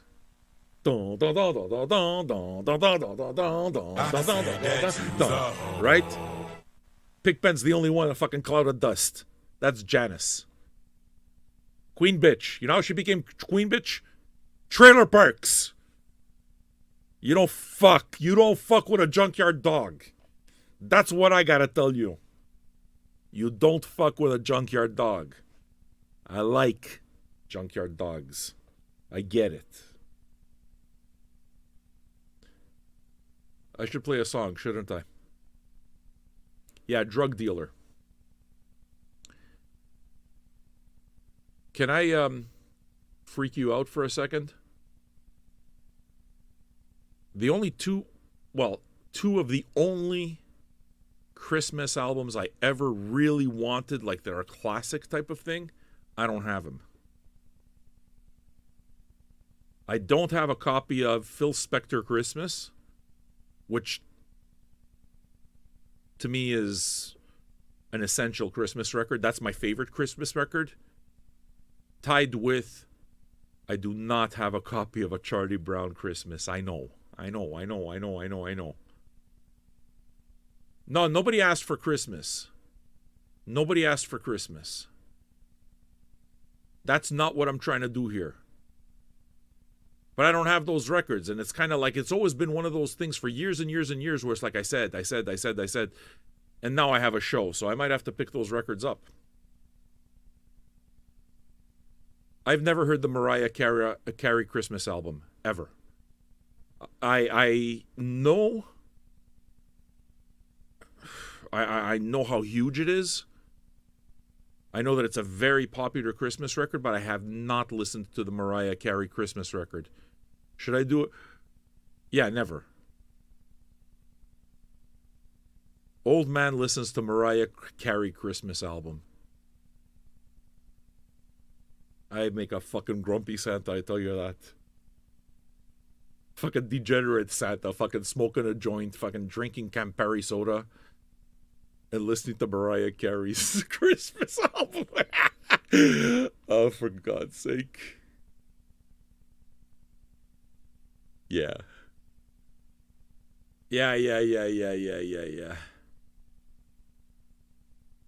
So there you go. Let's listen to Drug Dealer. Let's listen to Drug Dealer now. What are we saying? Ulrich? No, we're not listening to Drug Dealer. We're listening to Ulrich Schnaus. What's wrong with me? This is Nelson's pick.